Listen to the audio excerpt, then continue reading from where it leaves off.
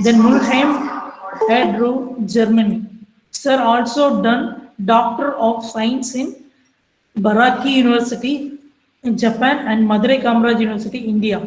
Sir has published more than 170 articles in reputed scientific journals and 24 doctoral scholars have graduated under his direct supervision. Totally 13 major research projects were completed and few are ongoing from various funding agencies like DST, CSIR, UGC and DAE by him. He served as visiting professor in various countries such as Japan, Germany, South Korea, and Malaysia. Sir got silver and bronze medal for research from Chemical Research Society of India, Bangalore. He also got Tamil Nadu Scientist Award for Research and Homi J. Baba Award for Research in Applied Sciences. He acted as core member and council member in various academic sciences, University Grant Commission, etc.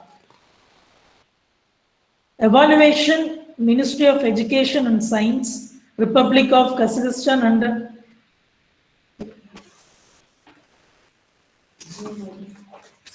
Professor Ramraj sir, research interests are in photochemistry, electrochemistry, photoelectrocatalysis, chemically modified electrodes, artificial photosynthesis and solar energy conversion, electron transfer process in organized assemblies, nanomaterials and their application in catalysts and sensors.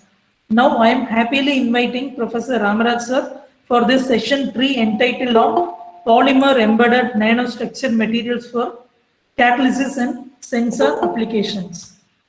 The session is over to you, sir.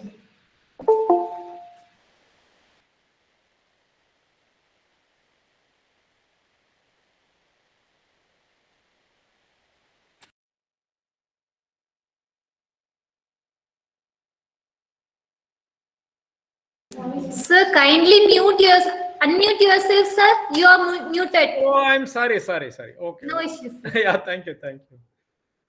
Once again, let me thank the chairman of this session and Dr. Pungadi and the faculty members, and of course everyone in the college management, principal, everyone.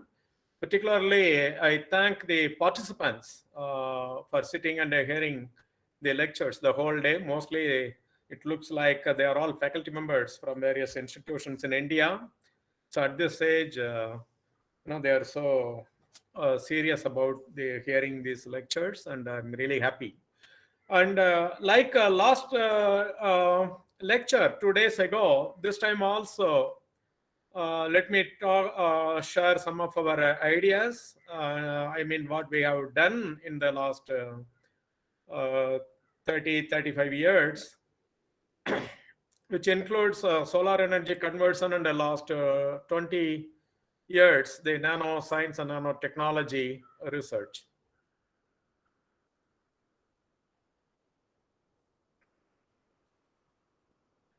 Sir, is the slides visible?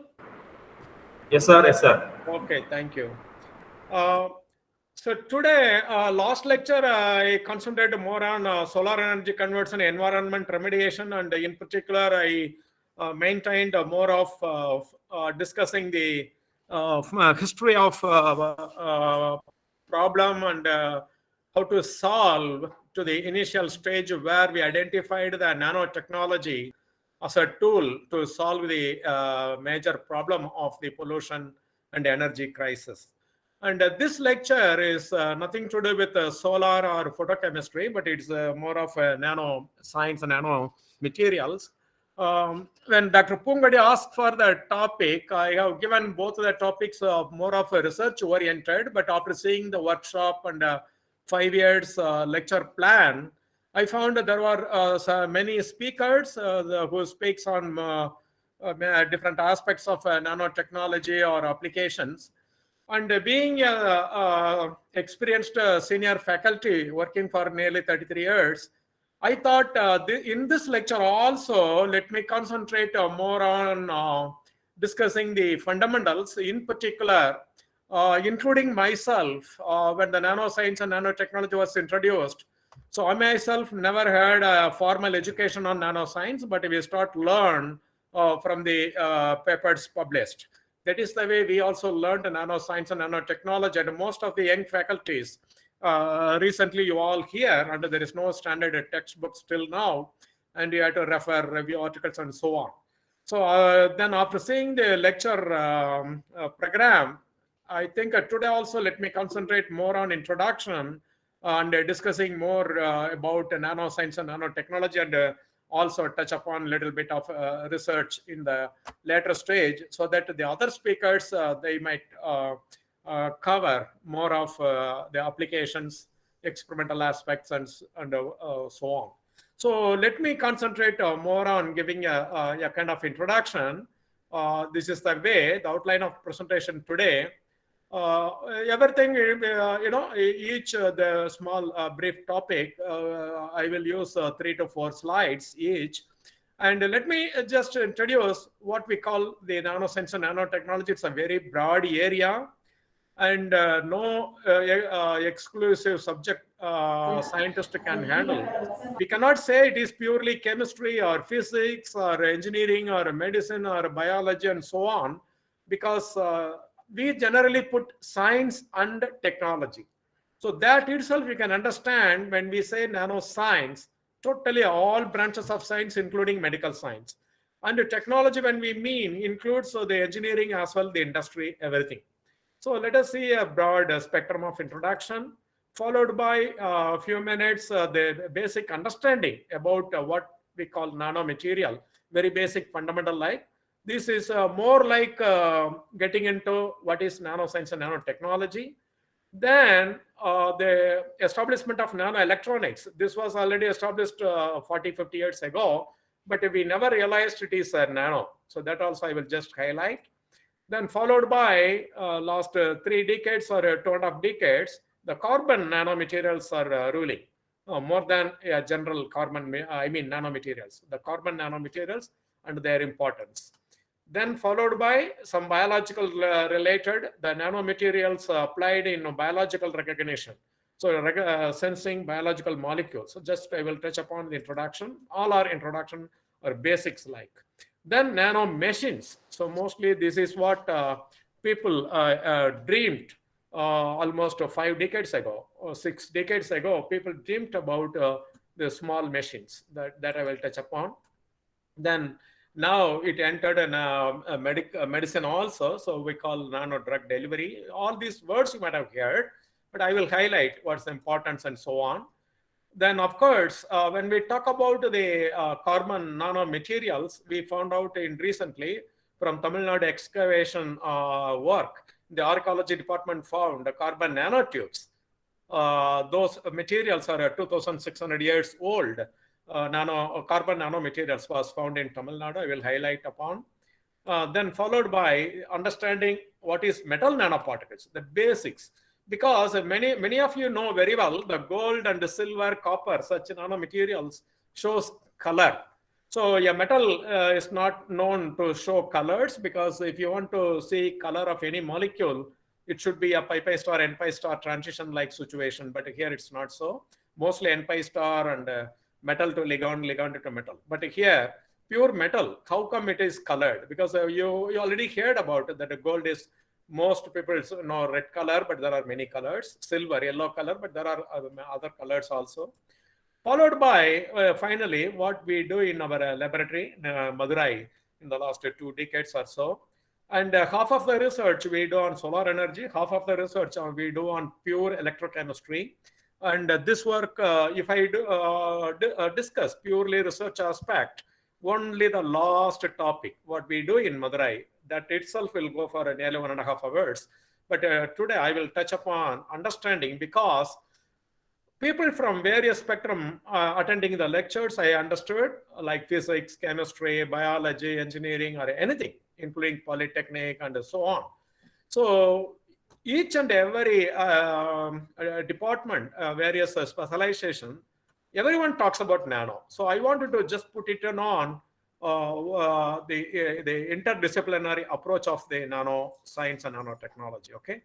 So now let me start with this slide. Most of you might be knowing, because it's a very common commonly shown wherever we deliver lectures on nanomaterials. That is generally nanoscience and technology. But Richard Feynman, who received a Nobel Prize in the year 1964 for the research he has done 20 years ago, in the around 1950 to 60s. He delivered a lecture on December 29, 1959. The title is called "There is Plenty of Room at the Bottom."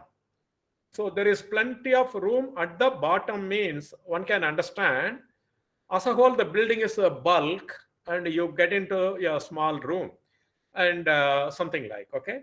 So this is what, but Richard Feynman never used directly the word nanomaterial, nanoscience, nothing. He never used. He always used small material, smallest, tiny, and so on. But later, 1980s, we coined the term like nanoscience, nanotechnology, and so on. So what he delivered was simply there is plenty of room at the bottom, where he mentioned about tiny material, small material, smallest material likewise. What he meant was there is plenty of room at the bottom, bulk material to nano-size material. He's a theoretician. Theoretically, he predicted that the physical and chemical properties of nanomaterial is much more useful, and this nanomaterial will find more applications than the bulk. So he derived based on the theoretical aspects, okay? So he understood the theory. He studied the theory of smallest material, or what nowadays we call nanomaterial. Then he understood that it's better to go for nanomaterial rather than, smallest material than bulk material. That is what he understood. He explained in the lecture, there is plenty of room at the bottom in 1959, for which he was given Nobel Prize in 1965. So now in the last 2 to 3 decades, sorry.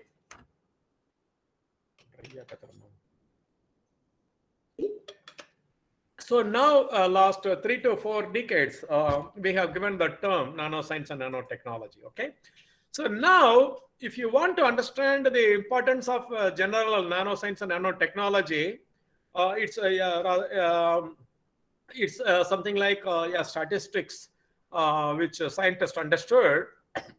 So, you look at, in the last lecture, I deeply discussed about the last 200 years of innovations, development, industrialization, so on. These are the last, 1980 to 1900 and 1900 to 2000, 200 years. The first 18 to 1900, where oil, coal were introduced, energy produced in terms of electricity, then development happened. That is what I mentioned in the last lecture, always development, industrialization, so on. So the first 100 years, we call it an industrial revolution or first industrial revolution, automation. Automation means the invention of machines instead of man. The machines did job, including like a road roller machine, train engine, textile mills. Then slowly it developed. Okay, so we call it usually first industrial revolution. This ruled from 1900 to 2000. So from 2000 onwards, things change. I will tell you. But if we are teachers and we studied a master's and also we are teaching, you might understood most of the research phenomena, what we teach to the students and what we practice for our research, all mostly developed the mathematical way, theoretical way, totally, and the science was understood between 1900 to 1950. So what we call quantum age. Quantum age means the moment we understood what is an atom. Like Dalton, starting from scientist Dalton to Rutherford, we understood what is an atom and how the electron, proton, neutron forms the atom and so on. So what we call atomic age. So this is first industry developed, then only the science developed. Okay, all the science concepts totally understood here. Then from 1950, once the science understood, they learned to manipulate materials. Then IT revolution, information technology revolution, what we call electronic age. So if you look at carefully all this, radio or communication, anything was established from 1940, 50s onwards. And how you can understand, 1950 to 2000, those senior people will be knowing. before 1980 or so, that those days in India, there is no computer, there is even till Asian Games held in India, there was no televisions, color televisions. So that is the time. So till 2K, we call Y2K problem, that brought information technology to India. That is the birth of year 2000. That brought computer to India and the technology also to India. But from 1950 itself, the computer ruled in the world. See, look at how the computer established. In 1950 to 55, the American satellites, Apollo and Russian Sputnik, all put in orbit. And they started doing research on the satellite communication and so on. So they started around 1950 to 60 itself. It means all the communications to the satellite and the communication development, everything happened in 1950 itself in Western countries.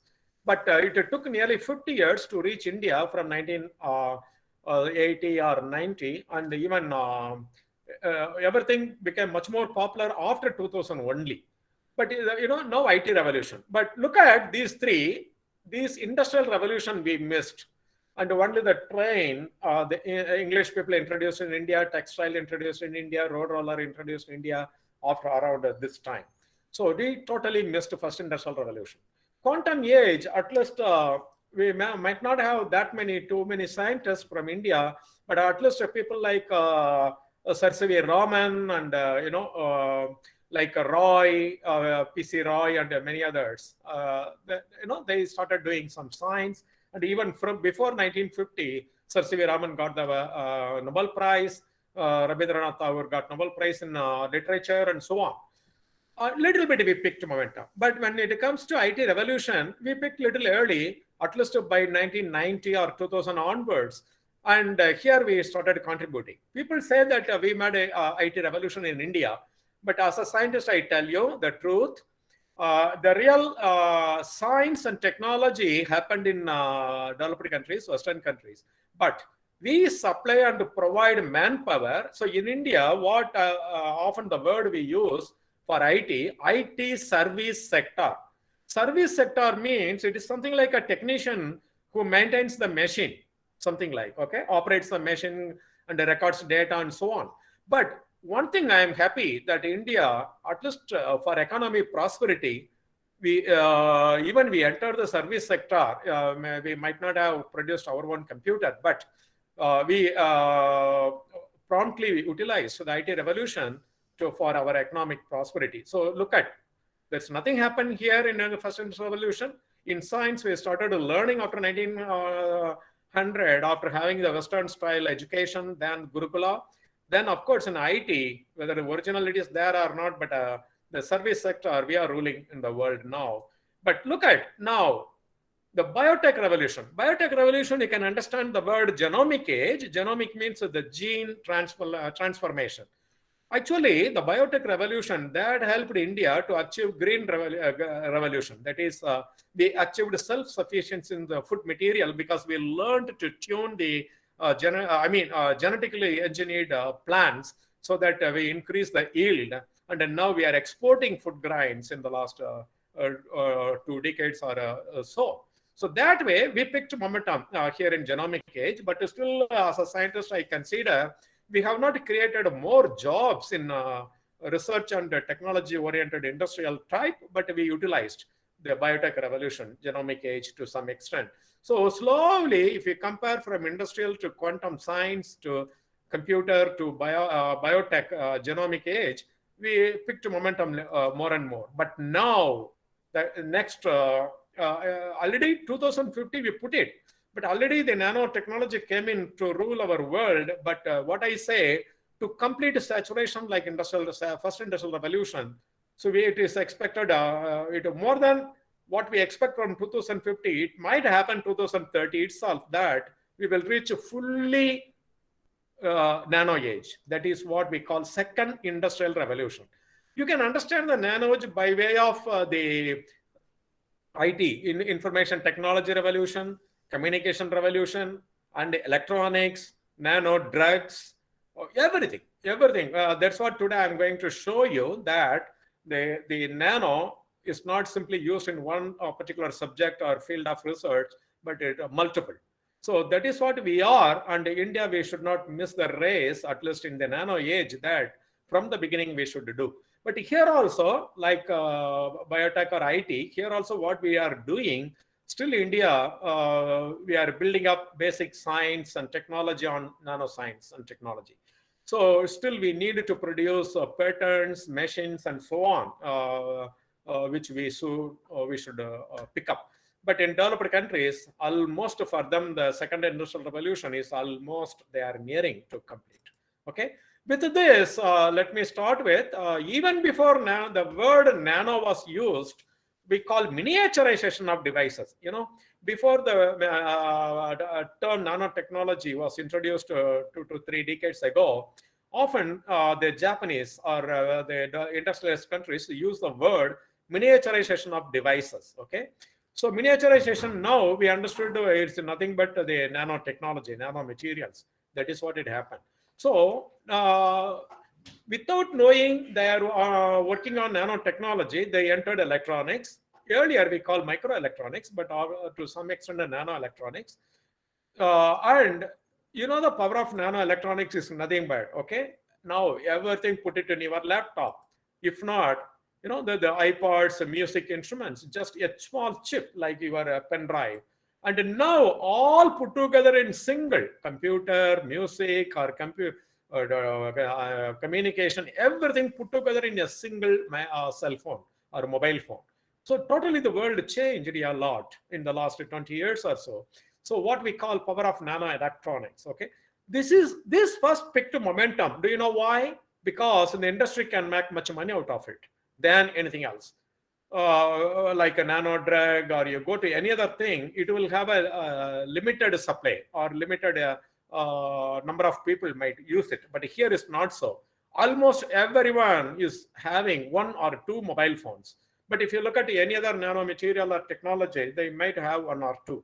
I mean, in the whole family, but one television, like that. But here it's not so. So the economy prosperity and to make money development, that led to the development of nanoelectronics first. So that is the way it happened. But for India, we may not have originality in any of this material, but we produce, of course, reproduce. But in India, at least we know the term what is nano. The nano doesn't mean that small car, okay? Nano means it's too small, 10 power minus 9 meter, but it's not that small. But there is nothing like a small car. But the Tata, he reduced the price to just 1 lakh at that time, but now it may more or thing. But that time he brought down the price to 1 lakh from 3 to 5 lakhs small car, 10 to 15 lakhs expensive car, and he brought down the price to 1 lakh. That is the time nanotechnology, that term was become a catchy word all over world, and Tata named this car as a nano car just for reducing the price. But see, look at this is what a real revolution, okay? But okay, what is the use of this material? Look at, okay, you know, this is the way we talk about. Just you know, to megaphone to convey messages in a crowd or little faraway people and so on, or you had a converse or sitting nearby. But now it's not so. You are sitting in your home, I am sitting in my office, and everything just put it in a small laptop or even mobile. Most people attend the meetings in a mobile itself. Things change, a total change.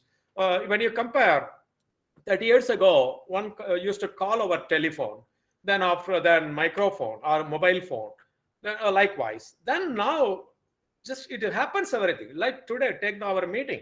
The total world changed under the that is what we call it. It is a kind of the second industrial revolution. This is power of nanotechnology.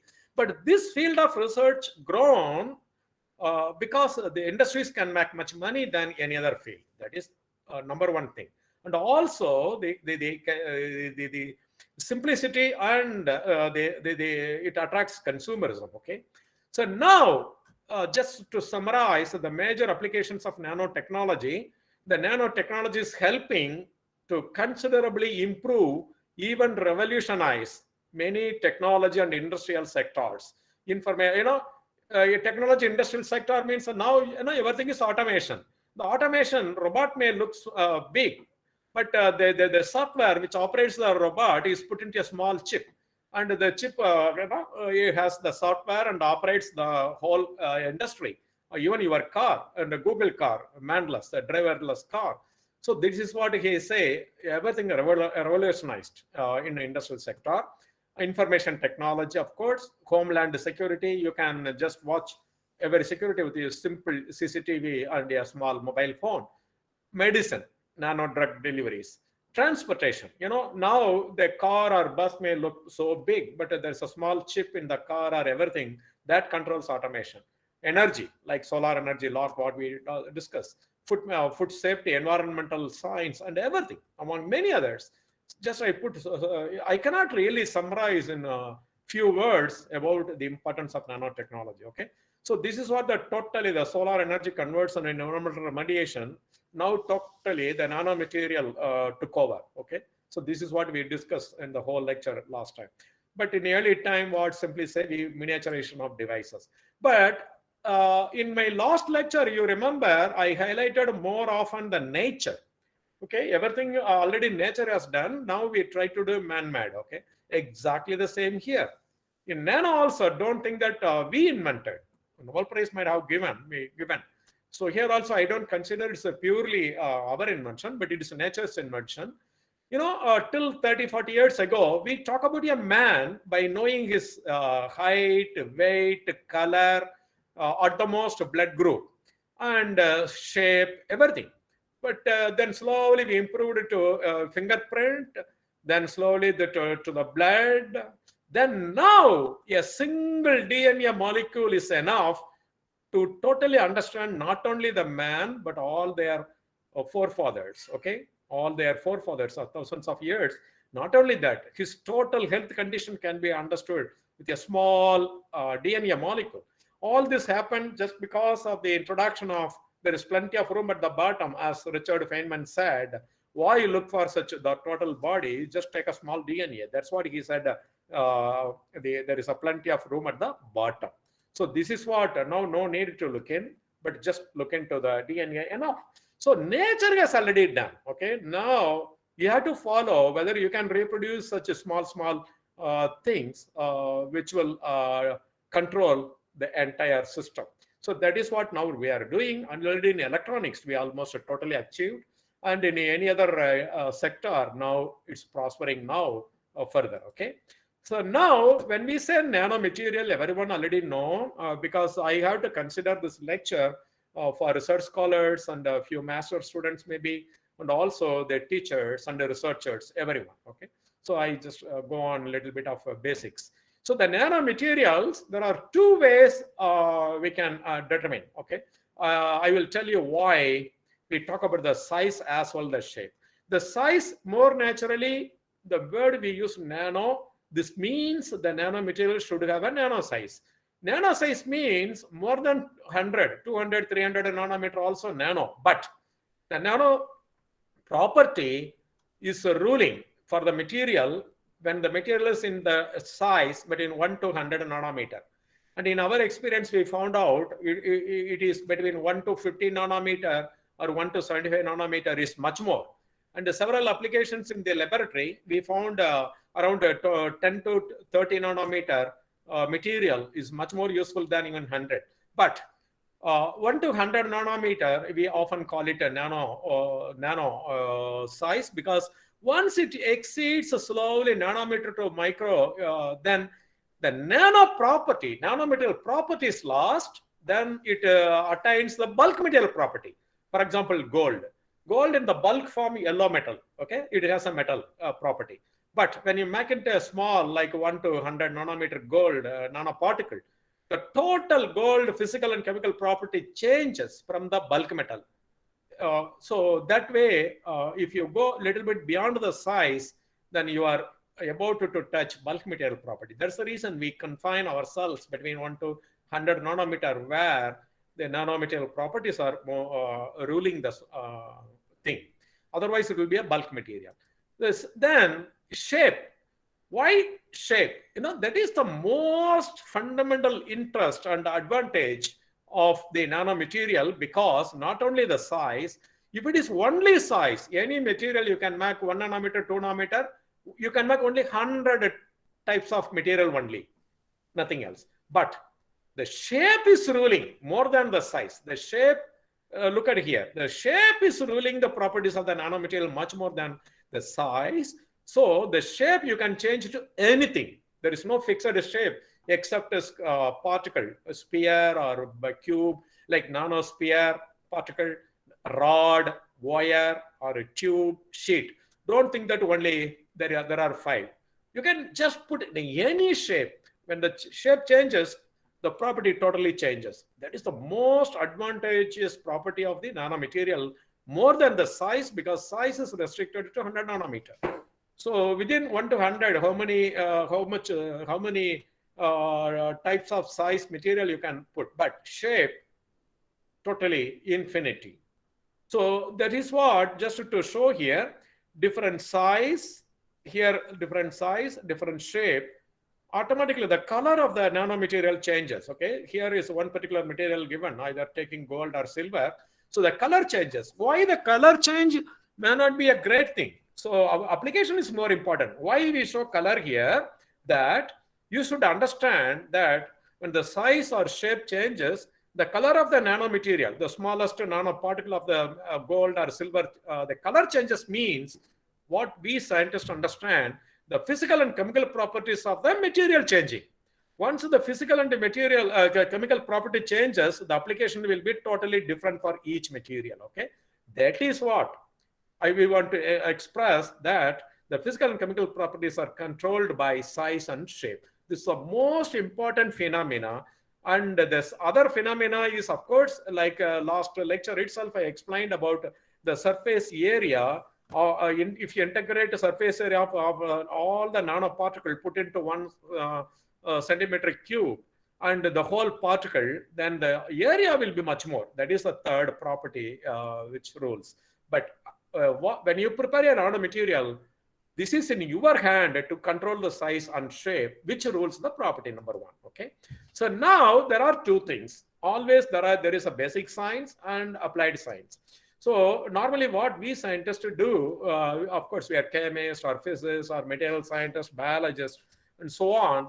So we work on nanoscience. We investigate prepare the materials and investigate the properties of the materials, nanomaterials, which belongs to 1 to 100 nanometer. Then based on the physical and chemical property, so we suggest that the material can be used for which application. Some material, engineering application, it goes into electronics. Some material, it may have drug property and it may go into nano drugs. Okay, likewise, it is different. So then technology, of course, once you understand the material, the properties of the material, nanomaterial, you can give it to the engineer. If it's a drug material, give it to your doctor. So once you know the material, it can be transformed into technology by building and using devices, okay, fabricated devices. So a single scientist cannot do, or scientist in a group of people where technologists, everybody there, one can go from here to here. But if we sit in a basic science institute like an university or institute, we can work on science and pass on to the technologist where they can devise material, machines. Okay, that is the way it works. When you want to prepare a nanomaterial, there are 2 methods. Some of the basic things you might have heard in different lectures. So there are 2 classical methods to prepare nanomaterial. One we call top-down. Top-down means from the top you go down, or bottom-up approach. Bottom-up approach means from the bottom you go up. The size, bulk size becoming small size, or small size slowly becoming bulk size. So here, bulk material, large material I have given. The bottommost atoms and molecules I have given. When you say gold, the gold metal, yellow metal forms from the gold atom. So several gold atoms slowly form, then metallurgy finally reaches the bulk. So, but if you want to get down again back to smallest material from the bulk, This is what in laboratory we use, mortar and pestle. You just grind. You take a solid particle, then you just grind it. It's enough, like a mortar and pestle method in laboratory. You keep on grind, then finally you cannot enter into atom, but at least you can enter up to nanoparticle or cluster, okay? Up to this, you cannot really grind into a small single atom or molecule. But it's possible that the bulk to either nanoparticle, if not even cluster. Cluster is even smaller than. For example, in each particle, 10,000 atoms. Here it may be 20, 30, 50, 100 atoms, clusters. You can go down. But the advantage is you can easily prepare the bulk to nano. But the disadvantage is when you say size can be controlled here, but shape, impossible to control, because if you keep on grind, you cannot reach a particular shape. Simply it goes into powder. That's it. So the top-down approach is good. If you have a bulk material, just prepare just one shape. Keep on grind. So the best method is to tune size as well the shape. Okay. To tune the size as well the shape is bottom-up approach. Bottom-up approach means you take an atom. You cannot directly take an atom, but you take a gold 3 plus, 3 plus, copper 2 plus, and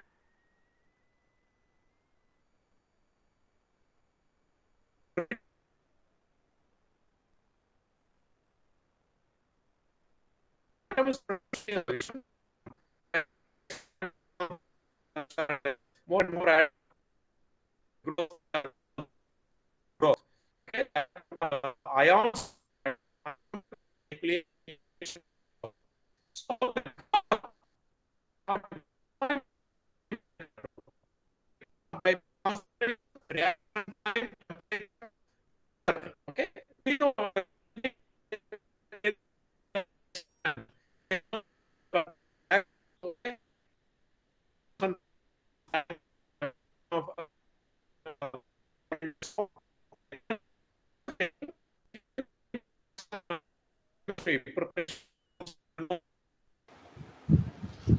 Sir, your voice is not coming properly. Sir, your voice is breaking. So, Yes, sir. I'll keep continuing the same. Hello. So we are using same internet, sir. Broadband internet we are using, sir. The same internet in the laboratory. Now not. Yes, sir. Yes, sir. Now.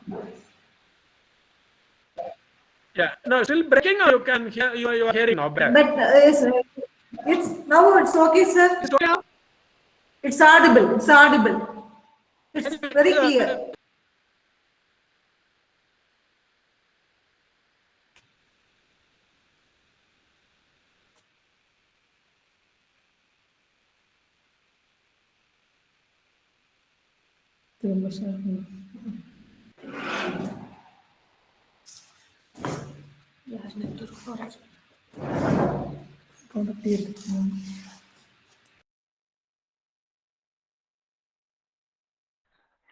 Sir, better you rejoin, sir. Might be due to low bandwidth.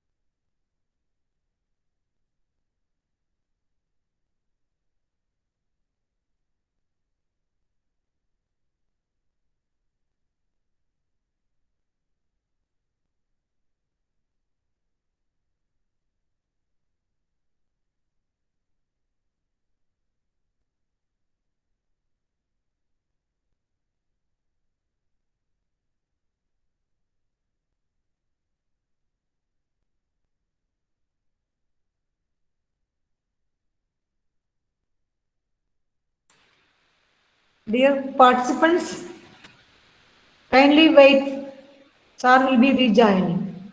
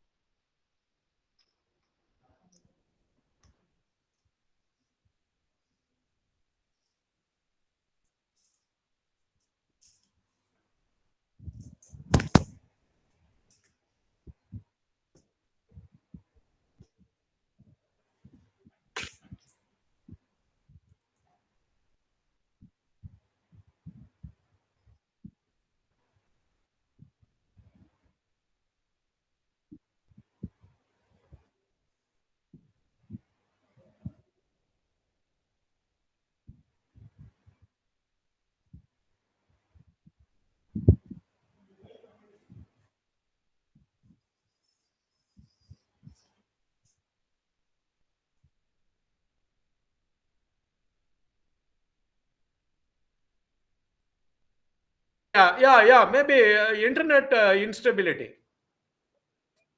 I think now I joined. Okay, internet instability might be. Okay, I'm sorry. Call me immediately like that and I will do it. Okay, now all right?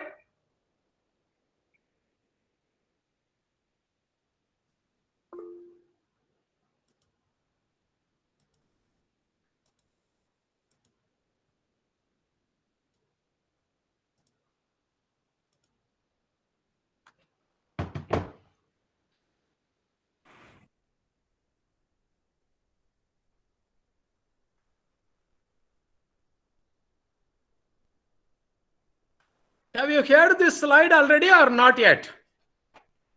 Not yet, sir. Which slide?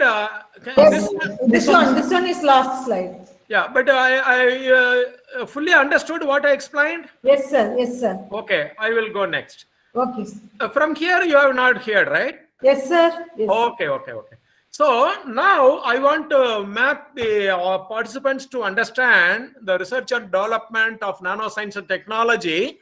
It is next 4 or 5 slides are just for fun. I put it as cartoons and the research and development what's going on in the last 30 years, because the real nanoscience and technology picked momentum all over the world maybe 4 decades ago, 40 years ago, but in India roughly 20 years ago, 25 years ago. So just for to have fun, I just put it into research and development few slides. Taking an example, gold, both bulk and nano. Okay, bulk to nano. I want to tell you. Take a gold as an example. Are you hearing everyone hearing very well now? Yes, sir. Yes, sir. Voice is very clear. Now I take a gold as a one theme. Okay, bulk to nano.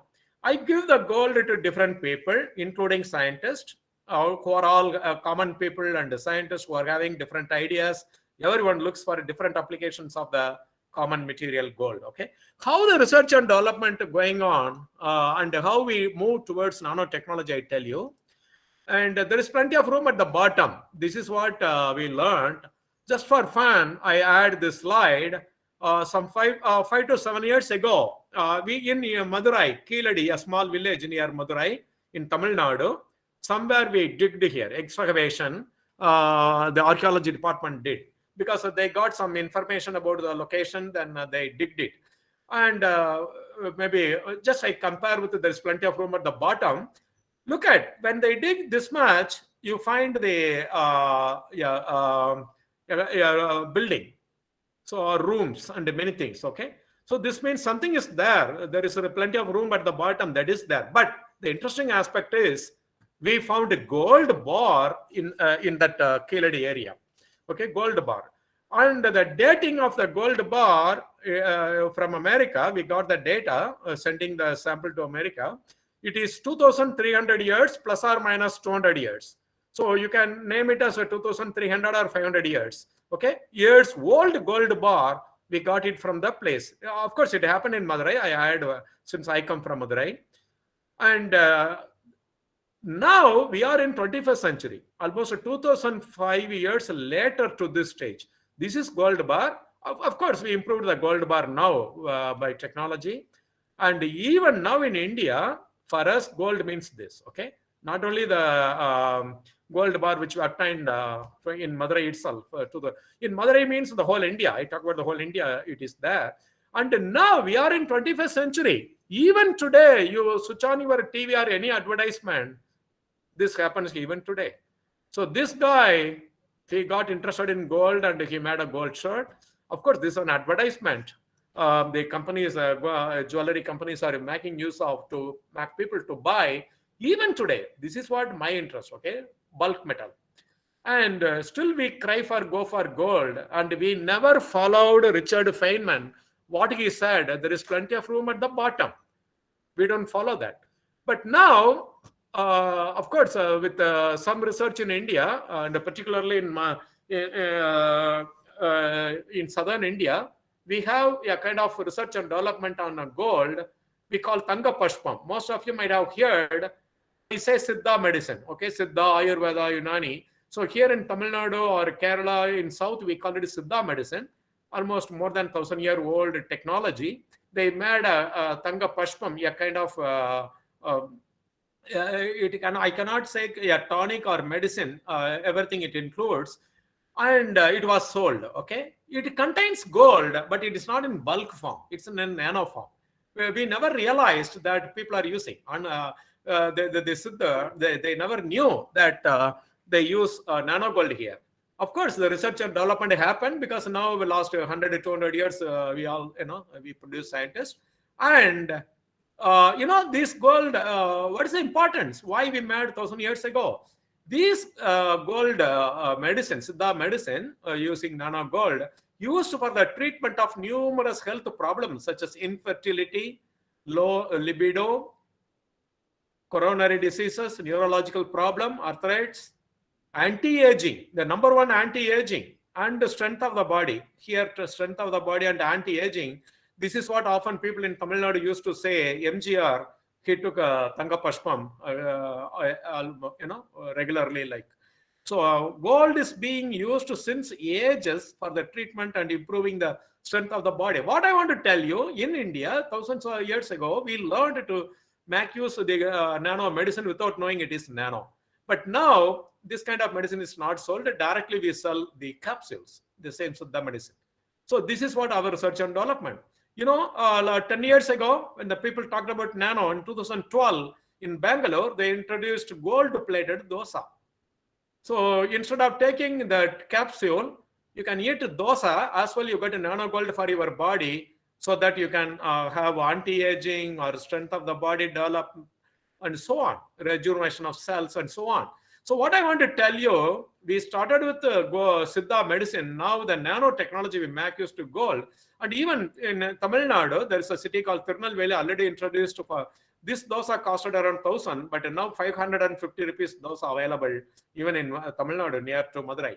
So this is what research and development went on in Madurai. But unfortunately, you take one mobile phone, nano electronics, one mobile phone cost. The Americans or any other developed country or including Chinese, they sell mobile to India, make so much money. But improving this nanotechnology of gold-plated dosa, we cannot make billions of dollars. So we should contribute much more than making like gold-plated dosa. This is what I want to tell you. But to look at the same gold, the approach in India as well in abroad, the scientist, the Faraday, actually he is not a scientist. He is a school dropout. But he joined a laboratory as a lab assistant in Royal Society of Chemistry in London. And as a lab assistant, he learned chemistry with the professor with whom he was assisting as a technique or just assistant.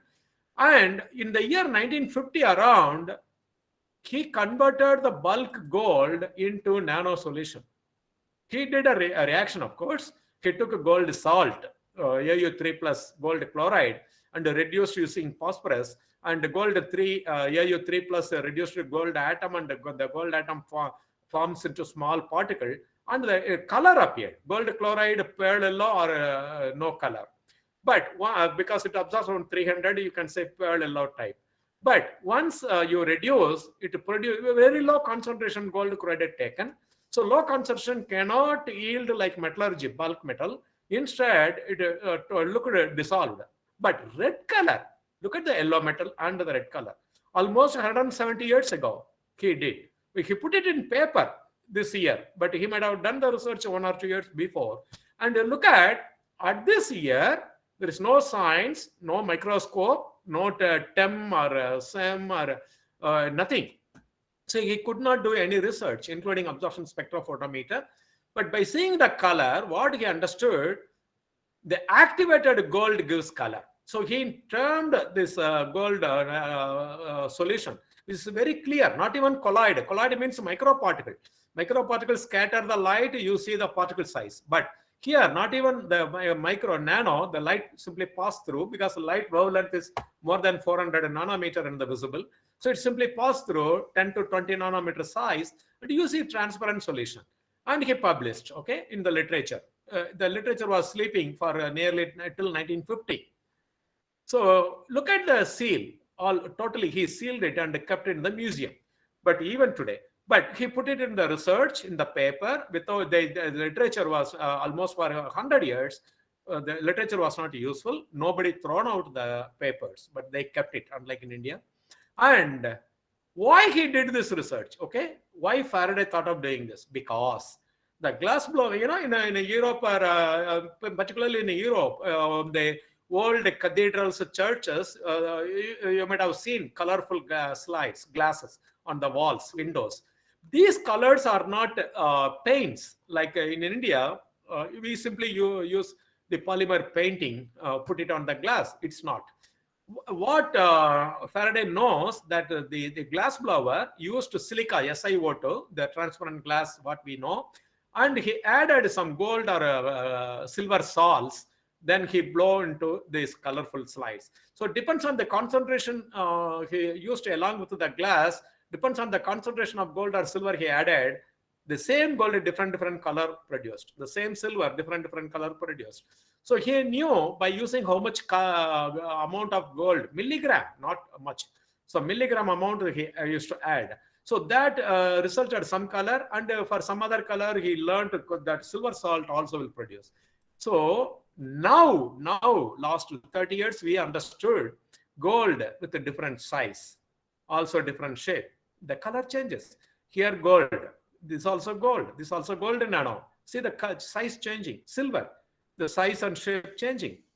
Nano, all in nano size. See the color, how many colors? Almost 6 colors shown here. These are the colors you found here. So using the gold and the silver, they produce so many colors. So when Faraday looked into the glass blowers and how they make colorful glasses, then he wanted to do the research on the salts, and when he reduced, he found this solution, colorful. So he simply termed that activated gold. But now, after the introduction of all the microscopes, now we understood last 30-40 years that this small solution contains nothing but these kind of particles. These particles, see, look at the scale is 10 nanometer.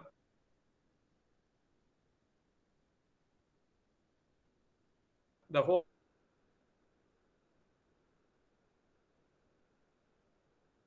particle roughly 10 to 15 in our library. This is that produces more this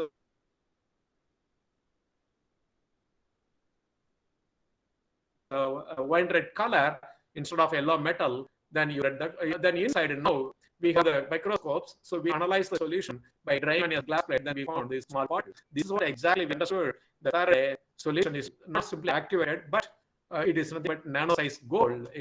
But now, once this nano-size gold found out, look at the year 2004, just 15 years ago.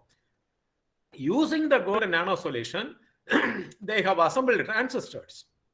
Till then, till this year, the transistors are made of semiconducting material. But first time they used conducting gold to make transistors. It's really a big breakthrough, because these transistors you can make a nano size, small. So look at this physics, people can easily understand this drying gate source, and these transistors size, each particle 2 to 3 nanometer size, the gap is just 10 nanometer. Just 15 years ago, the conducting metal is used to make transistors. This is the advantage.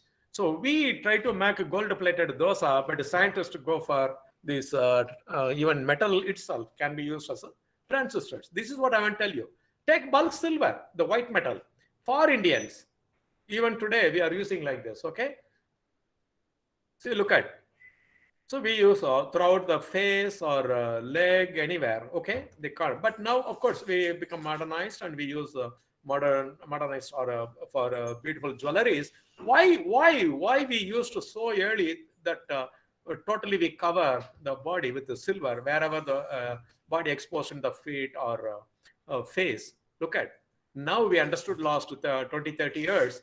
The yellow metal, when you take a silver salt, just reduce with the same sodium citrate, then you get this yellow solution. Okay, here small particle 10 to 15 nanometer. Okay, now we understood the properties of the silver nanometal material. Now these silver nanomaterial can remove bacteria. It's not remove, decompose. Actually, the bacteria is decomposed once the bacteria comes in contact with the silver nanoparticle. So now we use the silver nanoparticle in antiseptic, dressing, bandage material, and even water purifier, because when water contains microbes, and if you put the silver nano solution, all the microbes decomposed.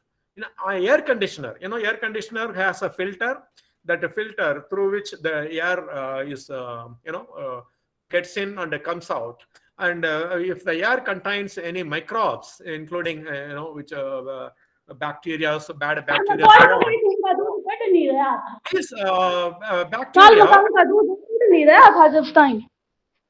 Hello, can you switch off the mic?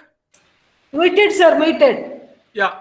So the air conditioner filter, if you coat the silver nanoparticle, when the air gets filtered through the air conditioner, when the microbes, when it comes in contact with the silver nanoparticle on the filter, the microbes will be decomposed. Even washing machines, because your dress material is not only containing dust or dirt, but it also microbes from the air or your sweating, so on. So all bacteria, totally, there is no medicine, no need. Just when it comes in contact by exothermic reaction way, it simply gets decomposed. Okay. Then why you need to cover totally your body? Because without knowing that it kills bacteria, we used in early time in India, because any bacteria comes close in contact where they either your foot or face, even the hands, wherever bangles are there. So then it decomposes bacteria. So we understood in early time that without knowing the research that it decomposes bacteria, but we used to silver to maintain our health condition. But now, when even a small liquid solution spray on a small bandage cloth, so that's enough. Microgram, nanogram level, put it on the cloth material. When microbes comes in contact, that will automatically decompose. So you don't need now grams of silver or kilograms of silver, but very few nanogram, microgram enough that we can make bandages and even water purifiers in India. So now only Tata has come out with, inside the vessel, the silver nanoparticles are coated, and just you store the water, and the water, when it comes in contact with the silver nanoparticle coated on the wall, that microbes, bacteria gets decomposed. And you have a filter here, you can filter. You don't need to go for an AquaGuard where we employ electricity, filter, and UV lamp, and so on. Here, there is no electricity, there is no UV lamp, nothing. Just filter water, and silver nano coated. And for coating this, you need just less than 1 millimeter, so 1 milliliter solution is sufficient. So even now, recently, if you get into Google search, you will find a Tata water purifiers. Okay. So white metal to nanoparticle to so much application, and you don't need to go for grams of silver. Okay. This is what I will tell you. So we started with the nano electronics, and we went to now even the silver nanoparticle, like removal of bacteria, so on. The nano electronics, don't think of one day microphone, cell phone, but the introduction of transistors using semiconductors, that brought a miniaturization that, in earlier, the transistors were used, the amplifiers, what we speak, and it is amplified and convert the sound into a high level. That earlier we used to vacuum valve, but now after the introduction of semiconductor, miniaturization happened. Last 30-40 years we called nano size, but earlier we called miniaturization.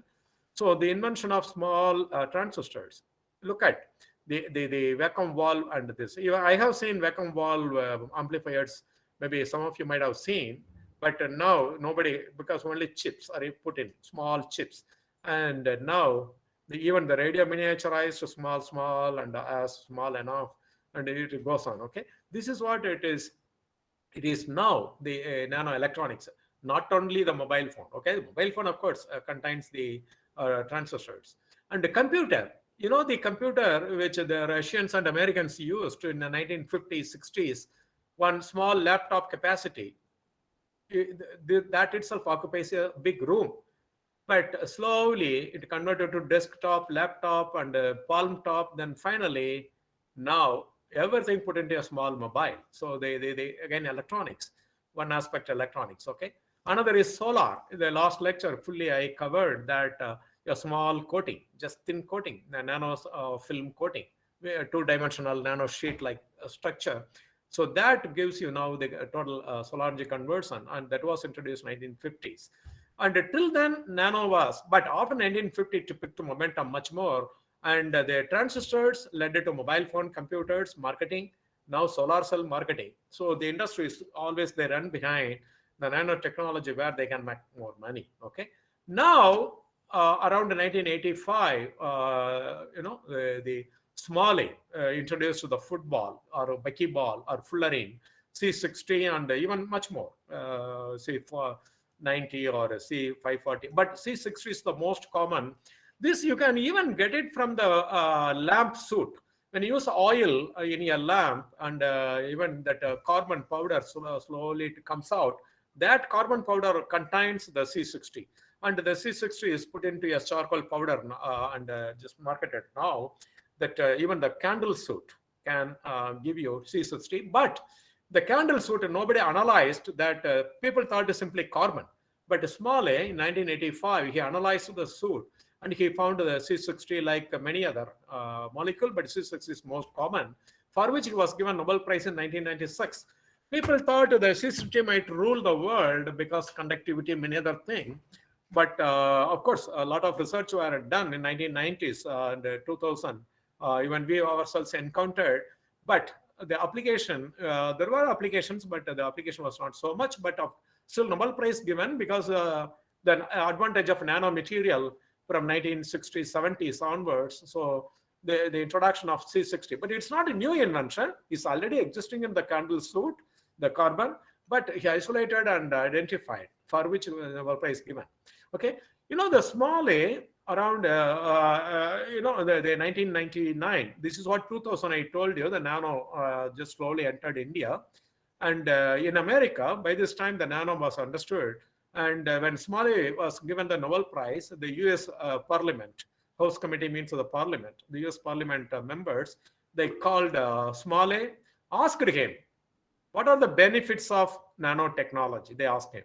So he explained it to the parliamentarians. I don't know, the parliamentarian is so nice that they want to go for science and technology in America. So that is the reason Europe or America, the science is prospering.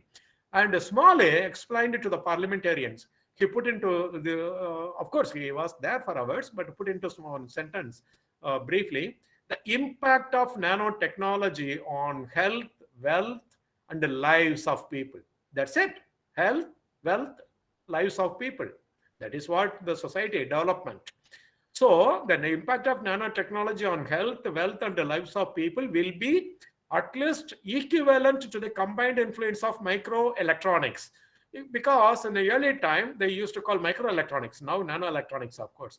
More than electronics, the nanotechnology can be applied to health, wealth, and the lives of people to improve care, nanodrugs, and like that. Okay, and medical imaging, MRI, medical magnetic resonance imaging, computer-aided engineering, all now every machines, everything now controlled by computer. It's by nano device, man-made polymers developed in the century, and so on. So what he wants to say, don't look at only the microelectronics or nanoelectronics, but there are much more to do. So he explained around 20 years ago, by this 20 years, so much was done to make use the nanomaterials. This is what the theoretically predicted by Richard Feynman, that there is plenty of room at the bottom. Now, after 1985, within 6 years, so Ijima from Japan, who was working in a company, and he got another carbon material. What he found out is carbon nanotube, a helical structure. It's a tube that is more interesting than a particle or C60 even. When C60 is just a ball, and here much more. And the property is several times much better than the C60 itself. So how he understood it, at least Smalley isolated from candle soot. But what he did was, he took a arc discharge apparatus, so where you have two electrodes, and this is what the arc used in the early time in India in cinema theaters to play movies from the film to the screen. And the two carbon rods, you apply high energy, electrical energy. Inside you keep a inert gas or a vacuum or inert gas, where these arcs produce, when carbon produce an arc, it gets discharged and the carbon forms a compound. And that compound he analyzed, then found out this is the carbon nanotube. Look at the carbon single wall nanotube produced using arc discharge evaporation method, nothing but using graphitic rod. This is the rod, acting as a negative cathode as well anode. The needle grow. Needles means the powders, carbon powders grow. Then carbon nanotubes at the negative end of the electrode used for the arc discharge. Okay, at the cathode side, when it gets discharged and the carbon burns, the burnt carbon then forms carbon nanotube. That's what he isolated, that powder, and he understood that it is a carbon nanotube. So much heavy technology. And later, the Chinese researchers found that the carbon nanotube were resistant to bullet speeds, to a bullet, okay? Put it in a shooting bullet, which comes in the speed of 2000 meters per second, roughly 2 kilometers speed. A bullet itself cannot go through the nanotube film. So a particular thickness, of course. So that much is strong, more than 10 times stronger than iron, 100 times stronger than iron. If you build a wall using carbon nanotube, so building cannot be destroyed by anything because so much tough. And it cannot easily corrode also, unlike iron. So what the machine he used was, this is the machine he used, the arc machine. So that he produced a machine. So the highest strength of any material and the highest thermal conductivity. They can function as the active semiconductor in nanoscale devices as a result of their unique electronic properties, okay? So the one property of carbon nanotube is that they are really strong. The tensile strength of carbon nanotube is 100 times greater than steel. Not only that, this is the real advantage. The carbon nanotube have 5 times the electrical conductivity of copper.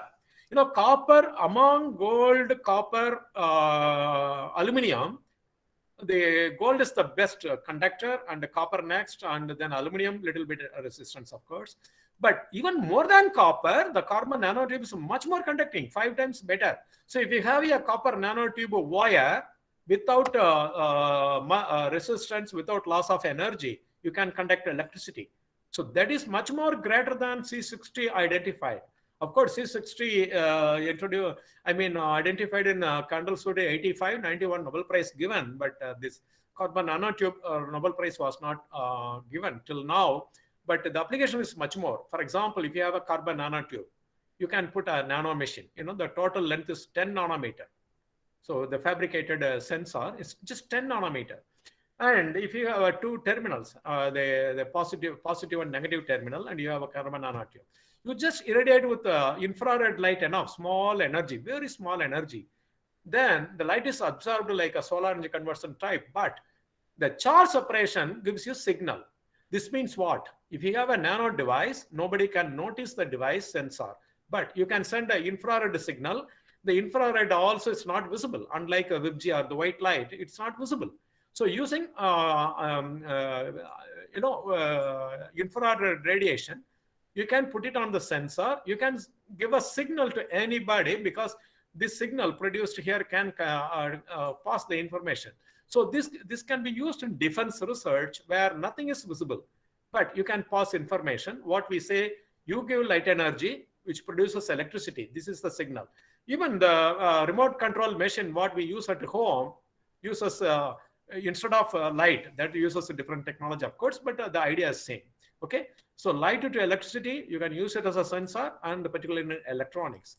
Look at the other way, the same carbon nanotube, but you apply potential electricity. The electricity energy when passes through carbon nanotube, that gives you infrared signal. So if you sit far away, if I have a nano device which is not visible, and if I operate from here, I can send infrared signal to you that you can understood. I mean, if you have a device to catch the infrared signal, you can get the information. This is again used in defense technology. This is the thing used in remote control at home now.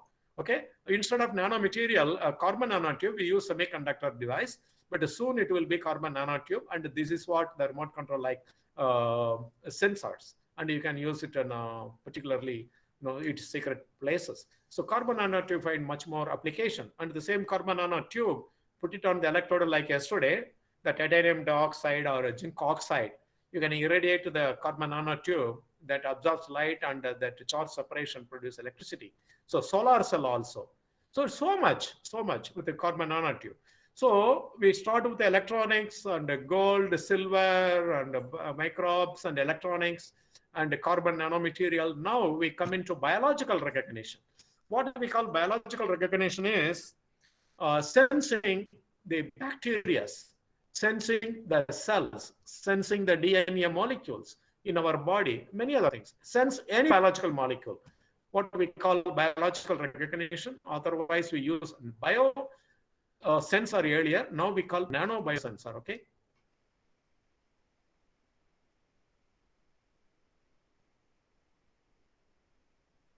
Okay.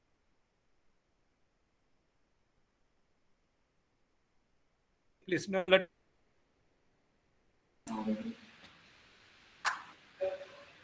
me drink some water.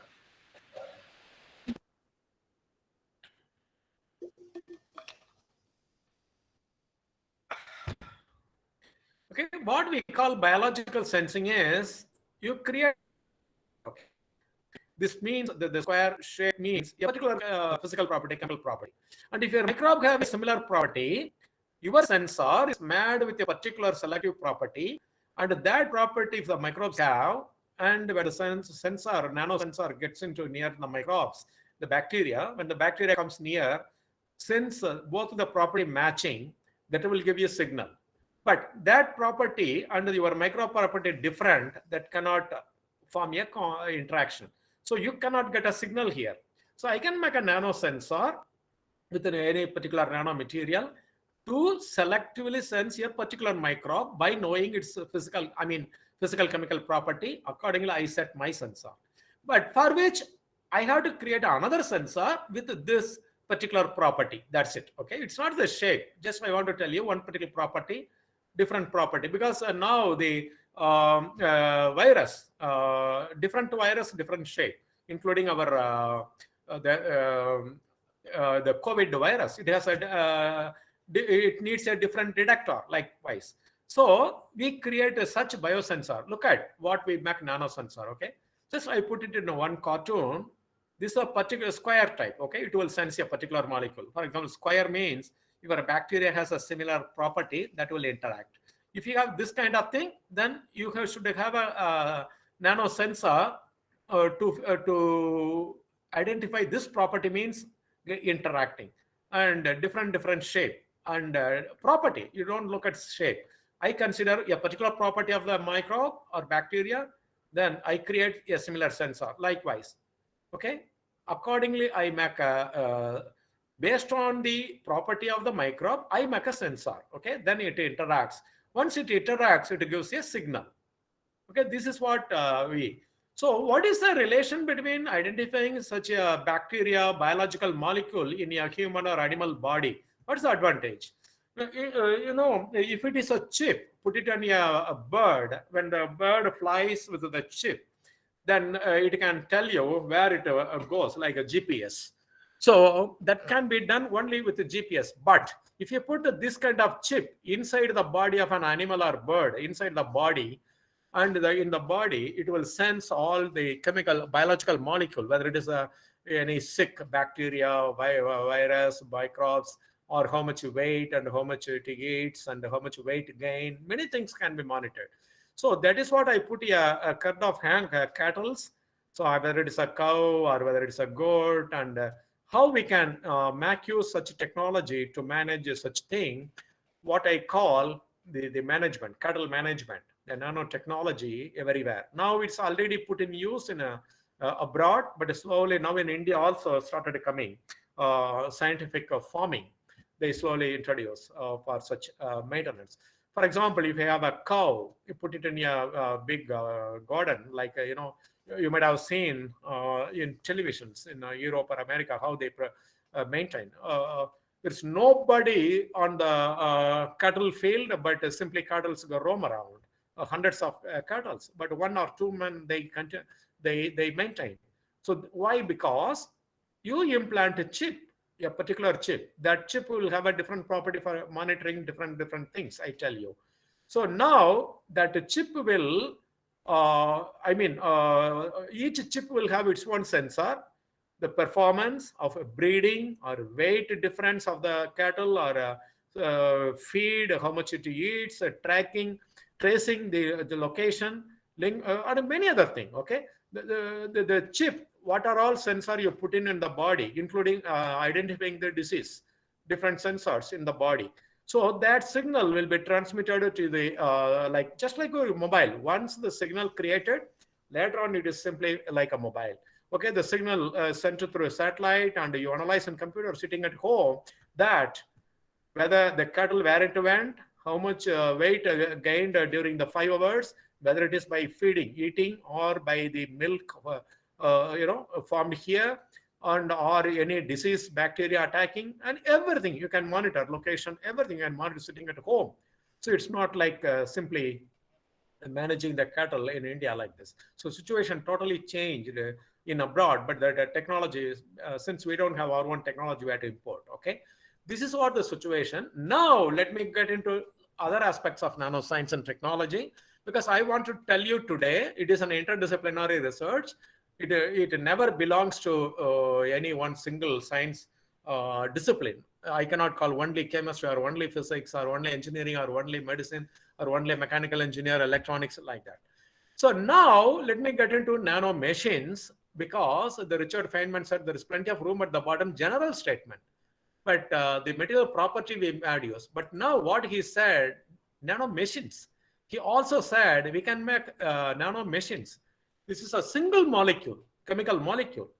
This is different substituents, heteroatom, linked through bonds, and any chemistry, by simulation, each ball refers to a particular atom. Okay, carbon, nitrogen, oxygen, and so on. This is a particular substituent, the same substituent here, like these substituent you consider as wheels. So one wheel, two, second wheel, third, fourth, and 4 wheels. These 4 wheels are coupled with an axle, and both are combined here. Just you can put your car, bus, or a truck here. But practically, they synthesized this molecule and attach a subgroup which functions just like a wheel. It rotates with giving a little bit energy. So this is what Richard Feynman said, nano machines can be made. He never used the machine, but he said micro machines, tiny machines, he said. But now we call it a nano machine. Okay. So what Richard Feynman in the talk, he explained many things, including electronics. Now he also pointed out in the same lecture, he said, now let us talk about the possibility of making machines with the movable parts. Machines with the movable parts, which those days he said very tiny. But maybe that time he didn't put it into nano, but now the very tiny, what he mentioned was nano. So now the scientists want to really done theoretically what is predicted. They want to make it practically. So that their dream is molecular architecture, how to design the architecture of the molecules to come out with a molecular machine. Okay, so they did it. Okay, the idea started from 1980, once the nano materials came in picture 4 decades ago, particularly in the Western country. Without knowing they work on nano, but simply they did research. But slowly by 18, 90, 2000, they understood everything belongs to nanoscience and technology. So what the 1983, the Soviet, he introduced was interlocking chain, I will tell you. Then nearly after 7-8 years, then rotaxin, another molecule, what he called molecular elevator. So there's a lecture going on, 30 minutes on. Okay. Yeah. So what he improved the molecule then called a rotaxin. I will tell you what it is later. Molecular elevator. Then after some time, all this molecule put into a single. That is what the molecular machines came in. So what Richard Feynman said, there is plenty of room at the bottom in which nanoelectronics, nanometal property, making nano machines, which are very tiny. Within these 20 years or 15 years, these three scientists, they realized nano machines finally. Let me explain you how they slowly built step by step. The first one, of course, these three, all three scientists who dreamed and made the dream realized, they were given Nobel Prize in the year 2016 for introducing for the design and the synthesis of molecular machine. Molecular machine means almost a single molecule. So it's the molecule in an atom angstrom size, but to put all the molecules together, it will be 1 or 2 nanometer, because at 5 to 7 atoms can form one nanometer. So these three were given Nobel Prize for the molecular machines in 2016. And this is what the molecule, and look at what I show, the practically synthesized molecule, okay? This part is here. This wheel is here. And the wheel attached to this part by a bond here. So this bond, if you irradiate with the light energy or little bit of electrical energy, the double bond, absorbs the energy, and the pi star excitation that leads to the rotation. Like the infrared, you read rotation of the bond, the subgroup, and the same rotation. That phenomena they made use with a different design, that this part is wheel. This is a wheel attached here, and this molecule attached to another molecule, then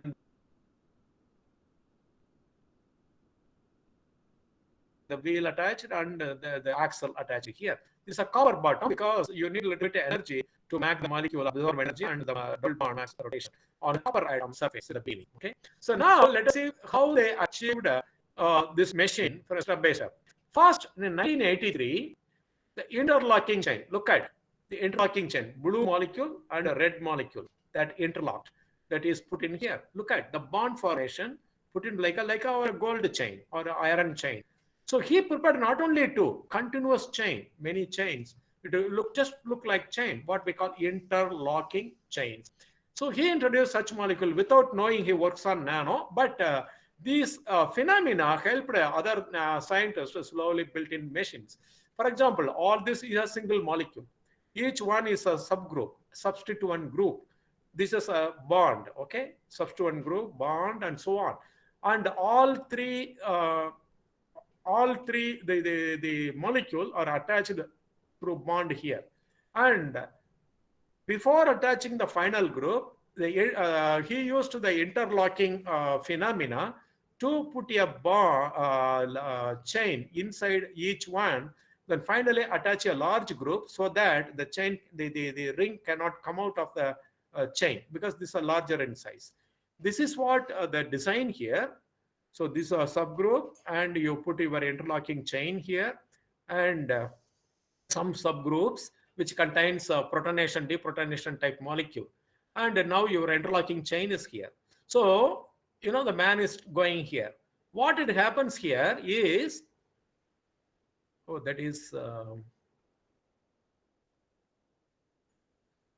okay, I put it acid and base here. Look at acid here. So the man is sitting, you change your solution pH. Man is standing means it's not like he's going to hide, but as an example. Okay, when you put it in acid, it protonates. When the molecule protonates here, they see positive charge here. This group is repelled here and goes above, and this ring gets moved in the protonated state. Then the ring reaches on the top. And our top also cannot come out, but it is all locally linked, interlocking. Then again, you change the pH, the deprotonate the molecule, then it comes down. So going up in acidic condition, coming down in base. So this is like what they call it, like a lift elevator, where you just get into the lift here, Then instead of energy, you give acid-base condition, then the lift goes up. But the total movement of the molecule is nothing but just 7.7 nanometer. Okay, but you know how to move a interlocking molecule. This is second stage. What is the third stage? So this kind of molecule already synthesized. So this guy put into everything. Already what I explained, like a car. And this is what the car, and this is what the molecule is synthesized. Look at the wheel, the black. This is the wheel. This substituent acts as a wheel on four sides. This wheel is linked through a double bond, and this axle linked both, so that you can build your car or a truck body here. That's the idea. Of course, we are not going to make a body, but this molecule can make a move in the inside the body, and that will have a meaning. Okay, the scientists know how to make use of this molecule. So when you take this molecule, single molecule, just supply energy on the copper plate. That energy is absorbed by the double bond here, and the bond max rotation. Okay, the bond max rotation. And the bond max rotation, then all four wheels rotate. Let me show practically how they synthesize this molecule, how they came out with the car. Let me show one video I have here. Take just a minute time, that only this molecule is given here. Okay, just I show you how the wheel rotates. Practically, they prepare the molecule, show by experiment. Okay, this done by AFM imaging. Just wait for a second to open the file. Time it, yeah.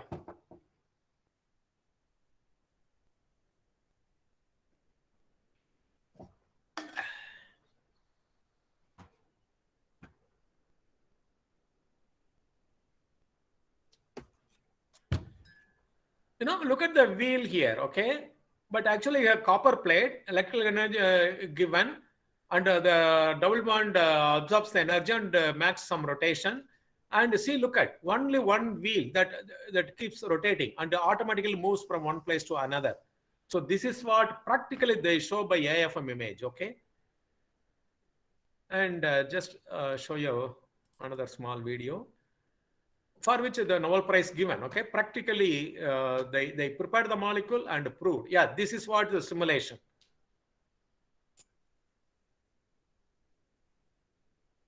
So all the four side, when wheel rotates, automatically the molecule moves. So this is what practically they show, for which the Nobel Prize was given, and we attained the molecular machine just only by 2016. So the nano research is still small. I mean,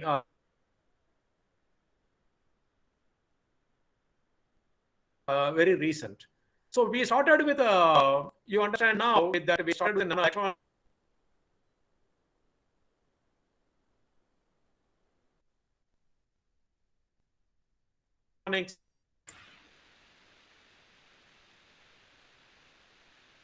And There is no audio, sir.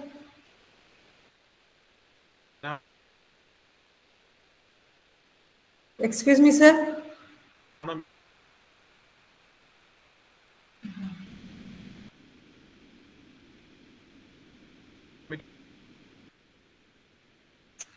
Sir, your voice is breaking, sir. Excuse me, sir, voice is breaking. And so on. Now we are in the nano machines. But this nano machine. Phone கொடுங்க.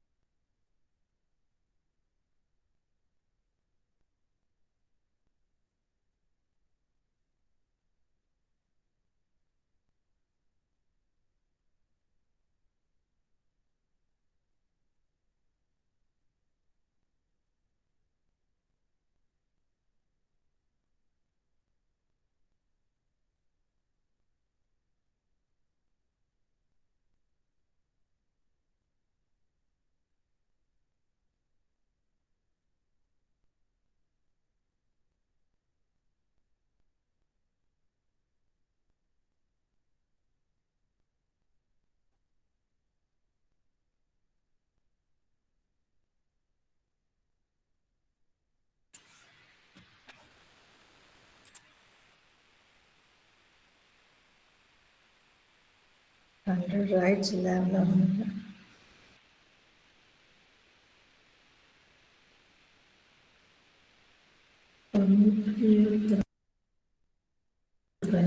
Sir, unmute, sir. Excuse me, sir. Sir, you are muted. Yeah, now okay. Because rejoined. That's the Okay, problem. sir. Okay, sir. Thank you. Have you seen the video? No, sir. Second video is not running. Yeah, second video is only animation, but still I will show you. The first one is AFM imaging the molecule. Yes, sir. The second one, simulation to tell you how exactly it works. Yeah.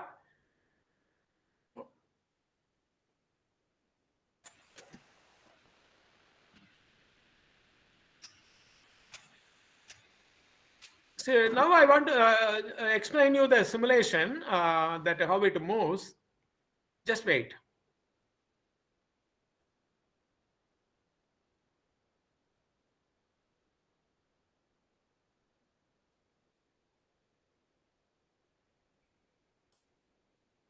Okay. All four sides so it is called molecular machine. But the molecular machine directly you can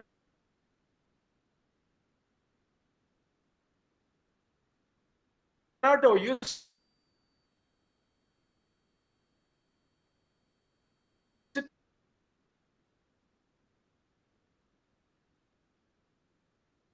like a track, but it has a different importance. I tell you, swallowing the doctor.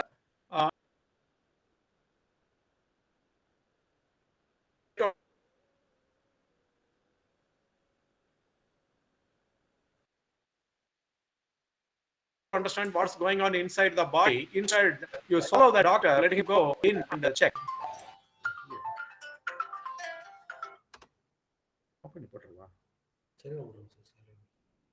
Silent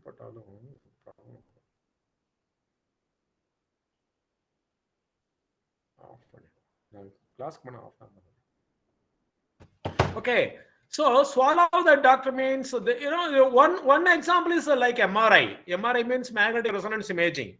You put a magnetic nanoparticle, you swallow it, and the magnetic nanoparticle travels through your body and attaches to the cancer cell selectively. There, the concentration increases and you monitor. That is nothing but drug delivery like situation. Okay, so that is what swallow the doctor, and he can directly get into the body and analyze. That's what the idea. That is nothing but we call drug delivery concept. Okay, this is also suggested by Richard Feynman, and the nano machines have implications in drug delivery and microsurgery. So now let me tell you how the microsurgery can be done. Look at the drilling machine. Okay, so you have a static part, the rotating one, which can drill the wall. So this can be, instead of electrical energy, a small amount of light energy can be used. If you have a molecule, already the wheel rotating here, and you had a static side. Okay, so that will help you. This is what the molecule is, static and rotating in the earlier slide, and you have the double bond here. And if you can compare this to a driller, where you have the static part here and a driller here. So when it rotates, it may be a wheel, but when it rotates, you can use it also like a drilling machine. How they try to make use a drilling machine, molecular motor. Look at, now they attach larger molecule to keep this highly static, so that when the molecule rotates, this part will not move. Make it bulky. Okay, just make it bulky, synthesize, and the wheel still there. When you supply a small amount of, not necessarily electrical energy, also pi bond absorbs near UV light or visible light. Okay, somewhere 350 to 400 or so. So the double bond absorbs the energy, and more naturally that the bond starts rotating. And once this part will rotate, and this is very bulky, this will stay just like in hand here. Okay, this will rotate and that will drill. How it drills, they came out. When this molecule sent inside the body with some subgroup that attaches to a specific bacteria cell. Bacteria is nothing but a bilayer membrane wall like a football-like situation, and this is your machine. So when the molecular machine sent inside the body, the machine, it attaches to the, it has a subgroup which selectively interacts with a particular microbes or a virus, bacteria. Then you supply infrared radiation from outside your skin, and the double bond absorbs the energy, and this part starts rotating, this part. And that part, more naturally than slowly, it disturbs the bilayer membrane. The bilayer membrane is nothing but hydrogen bonded, okay? So the hydrogen bonded membrane, so that you cleave the layer, get inside the wall. That is what the HIV cell, HIV anything.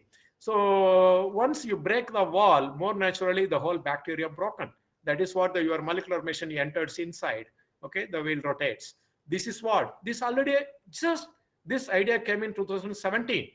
2016 Nobel Prize was given for the invention of molecular motor, but the molecule is now used for a different purpose. Okay, so this first report appeared. You can drill a micro cell. Practically, they did with a practical system. New nano machines developed that drill into cancer cells and destroy them. Now, no need to go for radiation. Okay, that is the idea. Just published 3-4 years ago. So now different approach. Now swallow the doctor again. Okay, they made a small capsule, very small capsule, and inside the capsule, all electronics, everything put in, all electronics, sensor, everything. That sensor, when it gets inside the body, so for example, if you have a gastrointestinal bleeding problem, when the capsule gets in, when it interacts or touches with any blood vessel in the inside our stomach, that will sense the amount of blood and cells, everything, that will convert into signal, then that will pass on to the computer. This is the practical small capsule which can be sent inside the body. That will follow. So they tested with pigs in the year 2018, the molecular machine-like situation. It went in and follows, and for any bleeding, swelling, anything, it can sense and give a signal. That signal can be monitored, and MRI-like situation. So you can monitor exact location where bleeding and wound, anything is there. This just reported 2018, very, very recent. That's what, when compared to any other subject, and to make a practical system, it may take another 5 years or so. We don't know. Okay, this is what I understood, and these scientists now came out with such capsule which goes inside the body. Now, treatment of cancer, not only identifying, but also you can send the drugs through the medicine. In MRI, earlier, we sent only the magnetic nanoparticle. Okay, magnetic nanoparticle is nothing but iron oxide. The iron oxide particle only given earlier, that particle has some substituent on the surface which specifically attaches to the cancer cell. Then the concentration increases, and when the body sent into the magnetic resonance imaging machine, that identifies where the magnetic nanoparticle located in the body, then it gives a signal intensity. Accordingly, you identify the tissue. But now, the same magnetic nanoparticle, you can put the amount of medicine needed. Okay, small tissue tumor, low amount of medicine, or higher. It depends how much intensity of the cancer cells. Accordingly, you can load the drug also. So magnetic moment as well the drug. So the magnetic particle is to identify the tumor, and you send a light signal or some in such a way the drug is released from the particle, so that the drug will decompose the cells. So both diagnostic and treatment can be done together if you are able to synthesize such molecule. For example, if you have a tumor here, you inject your molecule. That molecule specifically in the body interacts with the cancer cell. Then that particular molecule, you can irradiate with the light. You can identify the tumor where it is located. This is optical imaging. This is optical light. But magnetic nanoparticle, if you get into the body, so the iron oxide, different iron oxide, is not dangerous, and that can be attached with the biomolecule and sent inside the body, and in the body, we can monitor the signal. That is what. So here, take the magnetic nanoparticle. attach required subgroup, then add the drug, okay, to the magnetic nanoparticle. The red color is a drug. So the drug gets attached on the magnetic nanoparticle. Here, see magnetic nanoparticle with a suitable molecule which interacts with the DNA cancer cell and the drug also inside. So put together the magnetic nanoparticle to identify the tumor, and later you tune the drug to treatment of cancer. Both together, it's just 2005. And this is what now we call both the treatment and, identify and the delivery. Both optical imaging and magnetic imaging, you can identify the cancer cell. So we have two cells. One is unlabeled. This cancer cell is labeled with optical light absorbing molecule as well magnetic molecule. So one is without loading any other particle. So both of the cell you irradiate with the light, only the cell, cancer cell loaded with light absorbing molecule gives emission. You can monitor where the cancer cell located. Whereas the other side, there is no such a molecule loaded here. So that is no signal. So you know the intensity of the cancer cell. You can also monitor indirectly that if you load with a magnetic nanoparticle also, you can take an MRI image. That MRI image tells you the tumor. You can double time recheck the intensity of tumor, how much medicine needed, and so on. You know, the unlabeled cell, you don't get a signal. So optical imaging as well magnetic imaging. Then giving a proper light energy or something, you can release that drug at the cells, which will decompose the cancer. But of course, these research are done last 5 to 10 years, and it needs further tuning to put into a practical system. So finally, I am coming close that the quantum dots also can be used for water purifying. Quantum dot is the smallest 2 to 3 nanometer semiconductor, and when you irradiate with the light, it absorbs the light and transfer the energy to the the solubilized oxygen in the water. That singlet oxygen can decompose all bacteria. The idea is you don't need a UV light in the AquaGuard water filter. Instead of AquaGuard UV light, you put it this and just give any trace amount of light enough that it will produce a singlet oxygen. The ultraviolet light put it into AquaGuard is the UV light produces singlet oxygen. The dissolved oxygen absorbs energy, becomes singlet oxygen, decomposes bacteria in the water. The same thing can be done with a small particle, put it on the wall like a silver nanoparticle, just giving little light energy without any UV light and light. So what we use, water purification as well decompose cancer cells. Both can be done with a singlet oxygen. So this already known. What I want to tell you, the nanoscience and nanotechnology can mean different things to different people. Starting with nanoelectronics, or like silver nanoparticle to removal of bacteria, and like a drug delivery, nano machines, molecular machines, and so on. So what we say, nanoscience and nanotechnology encompasses not only physics, chemistry, material science, engineering, but also biology and medicine. So simply we call it science and engineering branches, and we put it to nanoscience. We don't call nanochemistry, nanobiology, nanobiotechnology, and so on. It depends. If you do chemistry, nanochemistry. If you do biology, nanobiology. If you go to gene manipulation, then nanobiotechnology, and so on. So this is what electronics. So it is an emerging area. Possibility to create new things appear limitless. But for Indians, still we have not picked momentum to the converting the nanomaterial into a practical device. Unlike Western countries, either you buy the technology or come out with your own machines, which needs further research in India, and we need scientific manpower. This is what the carbon nanotube discovered in Madurai, which is 6th century BC. Roughly 2,600-year-old carbon nanotube. What I want to tell you, such a wonderful carbon nanotube, which was introduced in 1991, is already known to people who used for a pottery material in Kilidi near Madurai. That material now we found out. For example, when we digged in the first slide I showed, we found the potteries. The pottery. Oh yeah, So here you see this outside the pottery red color pots, the clay pot, but inside you see they coated with the green black color. So then just recently, a year ago, scientists they looked into what's this color and black. They found out it's a carbon material. This carbon material, now they did research, including TEM, SEM, and everything. The TEM machine of the nanoparticle found in the 6th BC pottery in Madurai that showed carbon nanotubes. This is what the carbon nanotubes.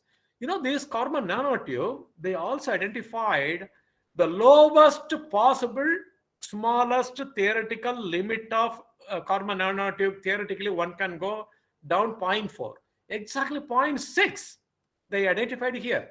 So the lowest possible theoretical limit itself reached 2,600 years again, Madurai. This means they learned to make carbon nanotube without knowing they are making carbon nanotube. Maybe they simply know it's carbon, but it's not a simple carbon powder. Yeah, kind of different carbon they made, which they used to coat the pot, because this is for several applications. They used to coat the pot. Look at 6 carbon samples collected from the Madurai excavation site.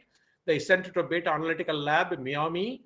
There they did research on carbon. They found out 6th century, 2,600-year-old carbon particles.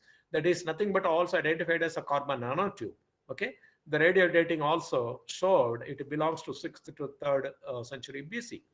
So this is what look at the authors. Okay, the authors all from VIT, SRM University in Tamil Nadu, and the DST a scientist from the Nano Mission, and all from India. Okay. Yeah. Now look at this carbon nanotube. This guy prepared using the ARC machine, which is so difficult. So they prepared. And also look at the carbon nanotube property. The carbon nanotube can be prepared by catalytic decomposition of the methane around 680 degree, applying for 120 minutes. So difficult to produce carbon nanotube. But these guys, how in 2,600 years ago, how they produced, it's really amazing. The temperature stability of carbon, once you prepare the carbon nanotube, that can withstand up to 750 degree in air. If it is vacuum, even it will be stable for 2,800 degree. If it is in air, even you can heat the carbon nanotube to 750 degree, it will not melt. So such a wonderful they even used. But unfortunately, the problem is, so we have not transferred the technology, the technology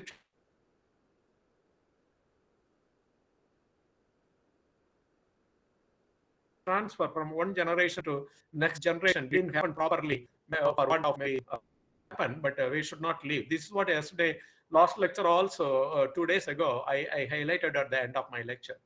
With this, let me finish telling that this is what nanoscience and technology mean for different people with a different subject.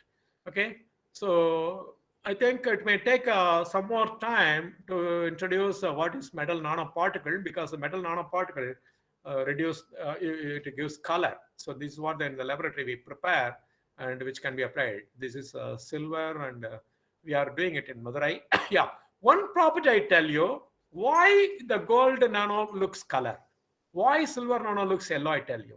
The gold, the atomic number is 79.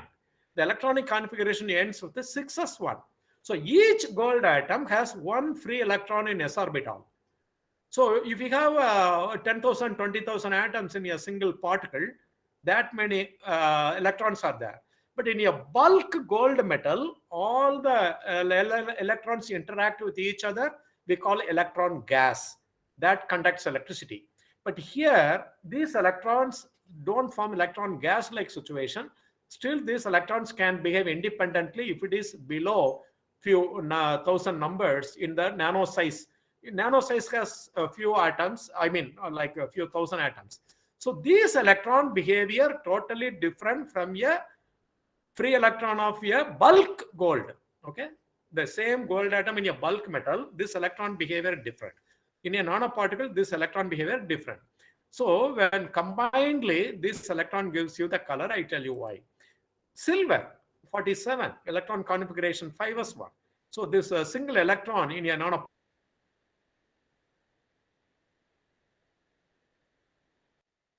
that shows yellow color, no yellow metal, no white metal, but color solution. The same copper, it ends with the 4s1, that gives you brown color. Okay, these electrons in a nanoparticle we call collective motion of electron, otherwise plasma oscillation on the surface of nanoparticle. This plasma oscillation property different from electron gas bulk material property. This is what a difference predicted by Richard Feynman, and already plasma oscillation theory established for spectroscopy by somebody else. So the plasma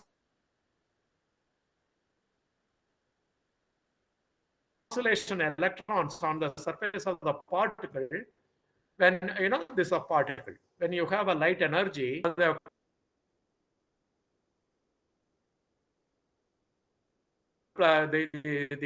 surface plasmon makes a charge separation. If it is a nanoparticle, the charge separation happens like this. If it is a rod, the charge separation either happens transverse or longitudinal. So this is what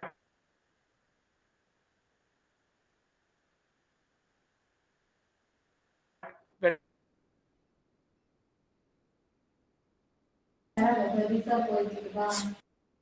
the shape changes, the same charge separation when changes, its property also change different. So the shape different, the absorption also different. This is what I want to tell you.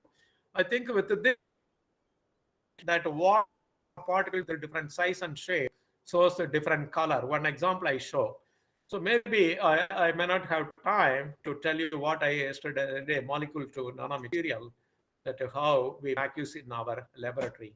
I may not have time to. So we produce several nanoparticles for different applications. Okay. Thank you so much. Yeah, please. Hello. Thank you, sir. Thank you very much. Participants, It takes time. any questions you can ask.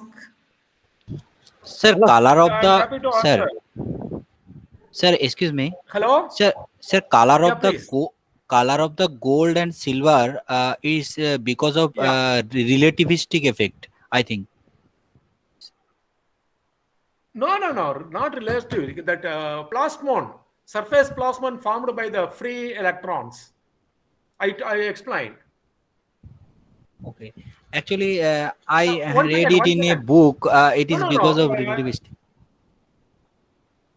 Okay, okay, sir. Okay. Physically, you may explain in a different way. But this is the thing. This each atom will have one free electron. If it is a gold, 6s1. If it is silver, 5s1. Each atom will have one. S orbital can have 2 electrons. Once if it is paired, the single electron will not be there. This single electron is reason for conducting all these 3 metal conducting these electrons. So if it is a paired, conductivity is lost. The single electron in a small size, this electron behavior is different. But when the same single electron in a bulk metal, these 3 metal property different. That is what the plasma, when you pass light on it, the surface plasma absorbs the light. That is what absorption spectra. That absorption spectra gives you the color. Okay. Yeah, please. Thank you, sir. Thank you. Yeah, please. Any other questions, please? Hello, sir. Hello. Yeah, please go ahead. Yeah, sir. My question is that you told that any particle, any bulk material can be converted into nanoparticle. Yes. So through nanoparticle, we can make through powder technology. We can make any material parts can be manufactured. No, that is a preparation technique, a top-down and bottoms-up approach. Okay. Yeah. My question is that when you go to from bulk material to nanoparticle, we can arrive now, sir. So similarly, if you bulk material is heated to liquid state, so then the metal, the particle will arrive to nanoparticles. So in liquid state, how the particles? No. Liquid in the sense you heat the metal, right? Gold or silver. Yeah. You can you can still, the atom will not be isolated. Okay. The atoms cannot be isolated by simply heating into, solution doesn't mean it's melting form. But the atom, only evaporation, the atom can be in a gas phase condition. But that cannot be used. That can be used only for film preparation. Okay. The thin film evaporation coating. Atoms can be produced from the metal that can be used for a thin film coating. But if you want a particle in a three-dimensional rod or another way, so simply grinding gives one process. But the bottom-up approach, you can individually reduce an ion, produce an atom. Then the atom produced during reduction forms, attaches each other, forms a small cluster. Then it grows into particle. Finally, metallurgy leads to the thing. But we stop here. But what you say, when you melt, the metal is in the liquid form, but atom will not be free. But the thin film evaporation technique physics people use to prepare thin films, where the atoms evaporates and attaches as a thin film only. Where there also we cannot compete with the material. Okay. Yeah. Please. Okay. Thank you. Yeah, please. Any other doubts? Yeah, please. Hello? Any other doubt? Hello. Yeah, please go ahead. Yeah, please go ahead. How to make active nanoparticle of gold? Hello. Yeah, I can't hear How to you make active clearly, gold but particle? you are audible but not clear. Please repeat. How to make active particle of gold, silver, or carbon? What nanoparticle?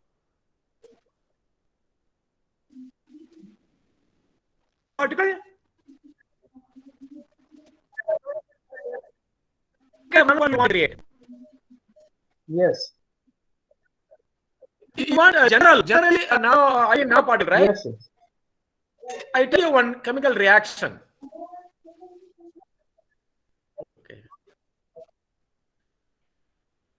Okay.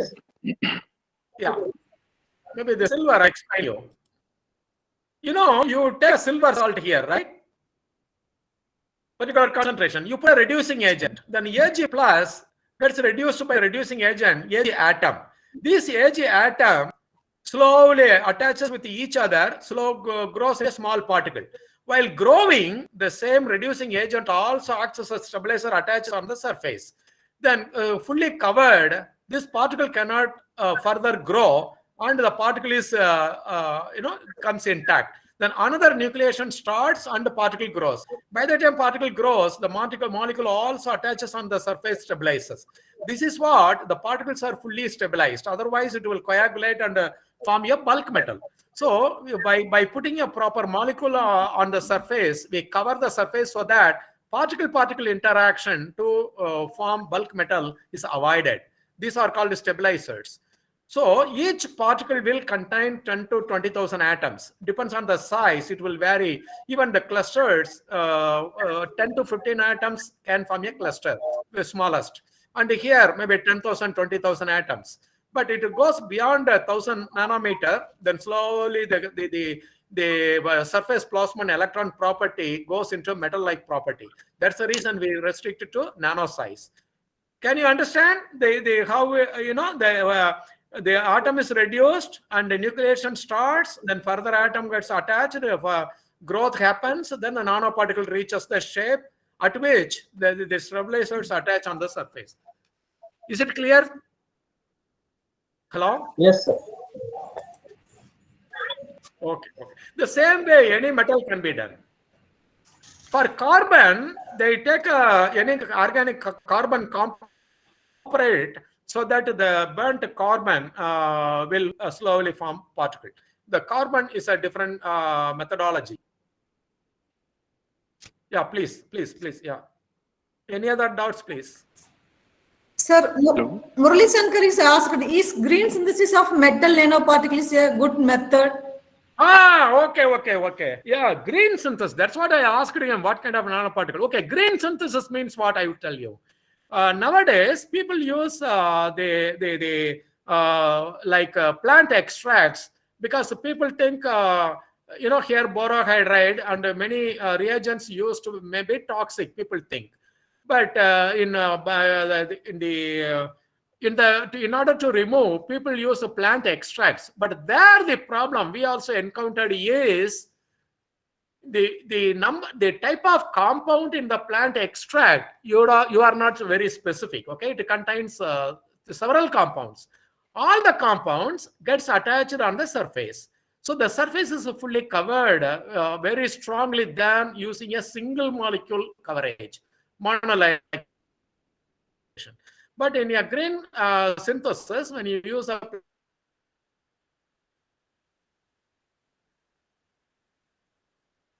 plant extract or a similar one, any other lot of compound which total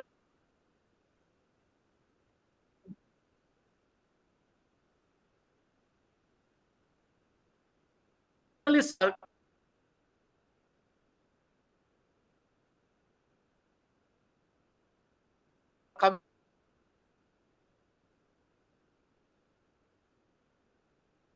the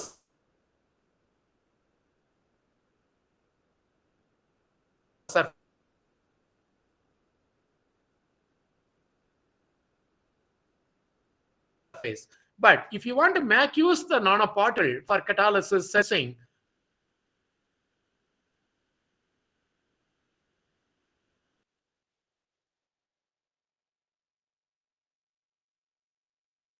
sense the molecule in sensing, that will catalytically conduct the reaction. But if it is fully covered, problem. So if anybody comes out with the green synthesis to specifically say what exactly the molecule on the stabilizer layer, if they are able to clearly say, then it's good. But none of the grain synthesis people can figure out which molecule exactly stabilizes, because the plant extract contains a lot of compounds, number of compounds, including oil, many compounds. But here is not so. When we use a particular reducing agent at low concentration, that one single molecule at a low concentration, it may cover a monolayer-like situation where still the nanoparticle can exhibit its property, because the monolayer coverage will be within 1 nanometer thick. So that is the drawback in grain synthesis. In grain synthesis, simply you say plant extract, but you cannot characterize what exactly covering the surface. So, and also catalytically, we cannot make use such particle. From our experience, we found out in our lab. Yeah, please. Hello. Is it clear? Hello. Is it clear? Ramraj sir. Yeah, please. I have one Hello. question. That in the case of plant nanoparticle, yes, the aggregation of plant extract are very fast, and the peaks didn't come in the nanometer range. That is because the peak is not coming. Why? Because the coverage is much greater. When the coverage is very thick, your surface plasmon cannot interact with the light, because of the surface coverage blocking the light, and also surface plasmon activity lowering. That is already the surface molecule effect already understood on surface plasmon, already fully understood. The coverage is much more in plant synthesis. Hello, sir. Okay, then Ramraj sir, should we go for the separation through column chromatography first of all, then we should go for nanoparticle? No. Even column chromatography, all particle will get absorbed, or which molecule you are removing, which molecule weakly binding, that is difficult. So nano particle solution through chromatography purifying, I don't consider it's a good, it will work, because the particle. No, sir. Ramraj sir, I have that is another part that we want to separate out firstly from column, then TLC, and then the separation will be forwarded for the nanoparticle. Is it right way? Yeah, one can try, because the last 10 to 15 years only this research is emerging and there is no literature available. So anything you do, it's going to be new. But the problem is, this column chromatography, thin layer and all, we use a single molecule. When the single molecule adsorbs on the silica or alumina particle, you scrap it out and extract in a solvent, it will come out. But here, look at, it has a particle, nano size, lot of organic moiety attached on the surface, and particularly plant extract, much more oily nature. and this particle itself will get absorbed, and it may not deabsorb. This is another problem. But in your research, you can try whether it works. That can be possible. But in our laboratory, we avoid all kind of toxic chemical. Instead, we use some amine surfactant like a situation molecule where they are not toxic. So that kind of system is okay. But isolating through chromatography and many other things, will you be able to come out with a economically viable and easy preparation method? We call facile methodology. Facile means easy way of making the particle. That is much more important than a very difficult tedious method. Tedious method can be followed if your nanoparticle shows a very wonderful property of excellent application. Then spending money, much time, everything is okay. Otherwise, any methodology you have to try, because last 20 years, this green synthesis last 10 years, people are trying. So any research you do on nanoscience is going to be new. So try to get literature.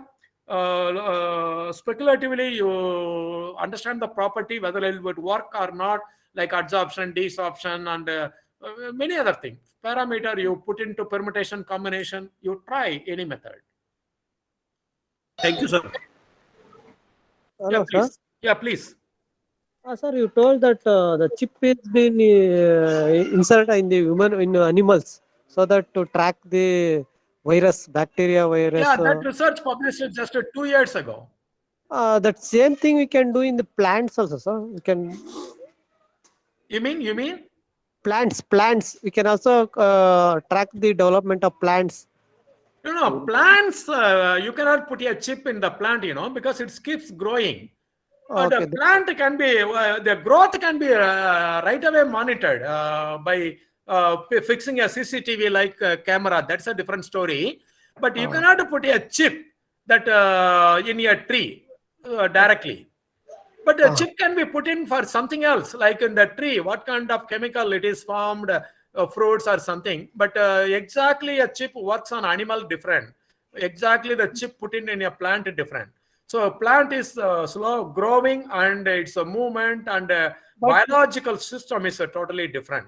But this we can kind of sensor may not work in plant. But now once again, last 5 to 7 years, now the DBT, Department of Biotechnology, they fund research for application of nanotechnology in agriculture.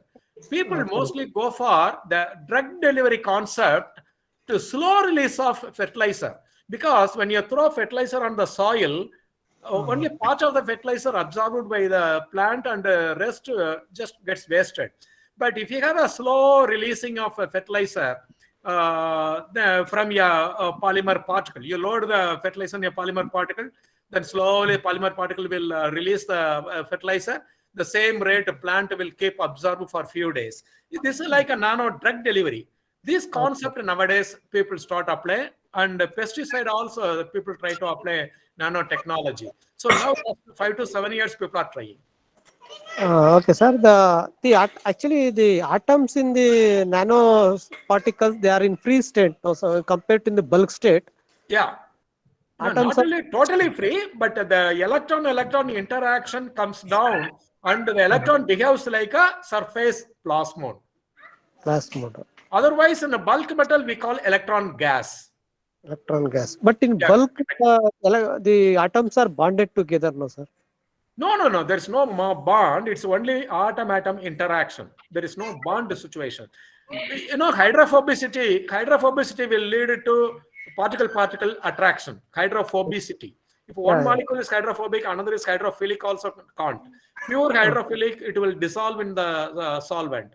But hetero nature will more naturally bring the molecule or atom together nearby with 1 angstrom distance. Okay. Yeah. Okay. Thank you. Please. Professor, good evening. I am please. PA Perisam from Dr. Magal Engineering College, Professor. Yeah, please. One basic doubt I have. Yeah. Whether is there any difference between nanoparticle and nanotube? Yeah, certainly a lot of difference, because Nano, the number one property we make use for chemical reaction catalysis sensing in this conductivity, the nanoparticle, number of atoms exposed on the surface, that has the role to play. So in a nanoparticle, except the surface atom, all other atoms are buried inside the particle, right? So that is counted as number of atom exposed outside and the number of atom inside, that ratio. But in your nanotube, you have a single atom tube formation. So when it is a single atom, more and more atoms are exposed because there is no bulk nature. In the a tube, there is single layer or multi-layer, that's it. 1 second, I will show you the video that I didn't have time, just 1.5 minute video. I will show you so that you can understand how carbon nanotube is formed. Just 1 minute video. Thank you. And carbon nanotube, all the atoms are exposed outside, but in a particle, only the atoms on the surface is exposed. So the number of atoms exposed outside, that counts the nanomaterial property. One more thing about the dimension. Nanotubes are 2-dimensional. Yeah. And the nanoparticles can be 3-dimensional. Yeah, 3-dimensional. But the nanoparticle becomes like a cluster. We call it a 0-dimensional. Oh, okay. The quantum dot. Quantum dot is an example for 0 dot. 0-dimensional. Okay. Yeah. Okay. Thanks. 1 second. You know why the nanotube? It's only single atom wall, and all the atoms are exposed outside, right? Okay. I would like to take you into the future. Please follow me. All these videos available in internet. Have a look into the microscope. Okay. Thank you, Professor. Thank you. So it's a single layer, all the atoms are, there is no atom-atom interaction unlike a particle. Okay. These are carbon nanotubes. They are 10 times stronger than steel. Hello, sir. Yeah, please. Sir, as you said, as we reduce the size. Can you close? As we reduce the size, reduce the size of material, its properties changes, right? I think now you understand the number of atoms exposed on the surface, that rules the nanomaterial property.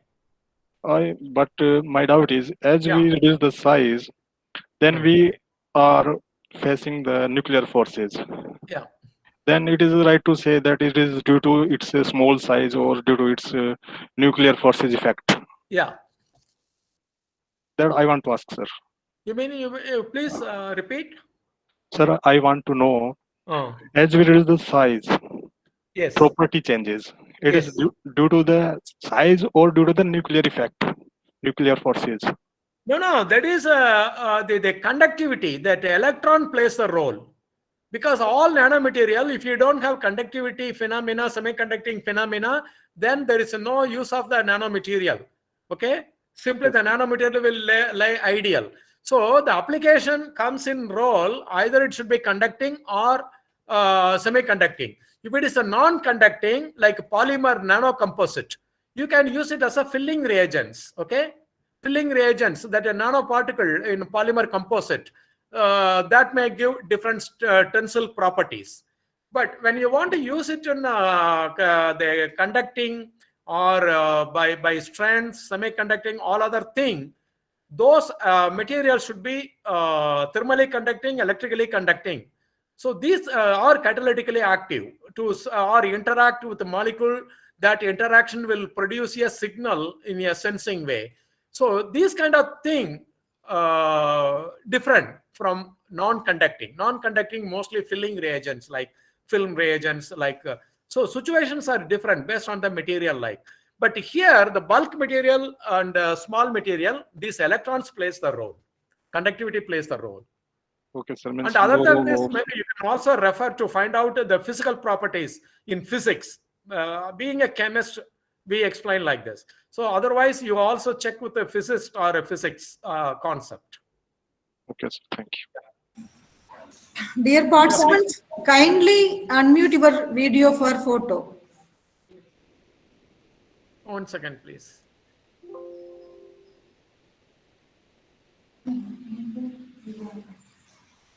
Hello? Sir, Okay, let me one second, sir, one No, let second. me also stop sharing, Yes, otherwise sir. Yes, your sir. screen Okay. may not be visible. Yeah, Thank now you. okay. Thank you, sir. Thank you for everyone for giving me many number of questions. We also try to understand because the last 20 years everyone learning, including ourselves. We learned in the beginning and we are keeping on continue learning. Yeah, please go ahead. Thank you, sir. Thank you, participants. Kindly mute your videos. Thank you very much, sir, for your excellent explanation. You proved as a pioneer in nanotechnology and role model for young researchers, and you are doing so much of research in to benefit of our society.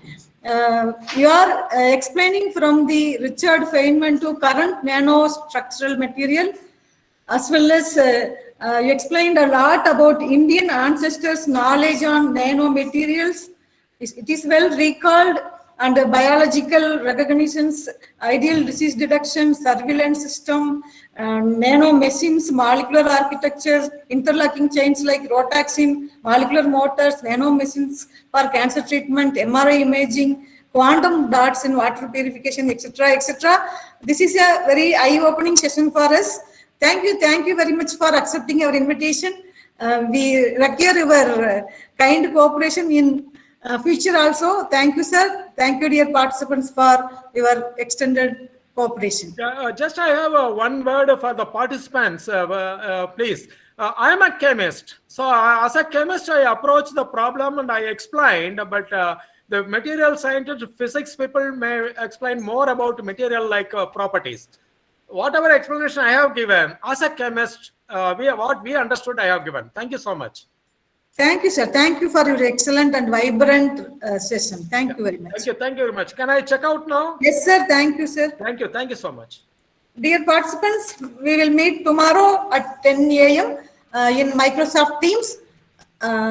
We can share our schedule in WhatsApp group. Thank you very much once again.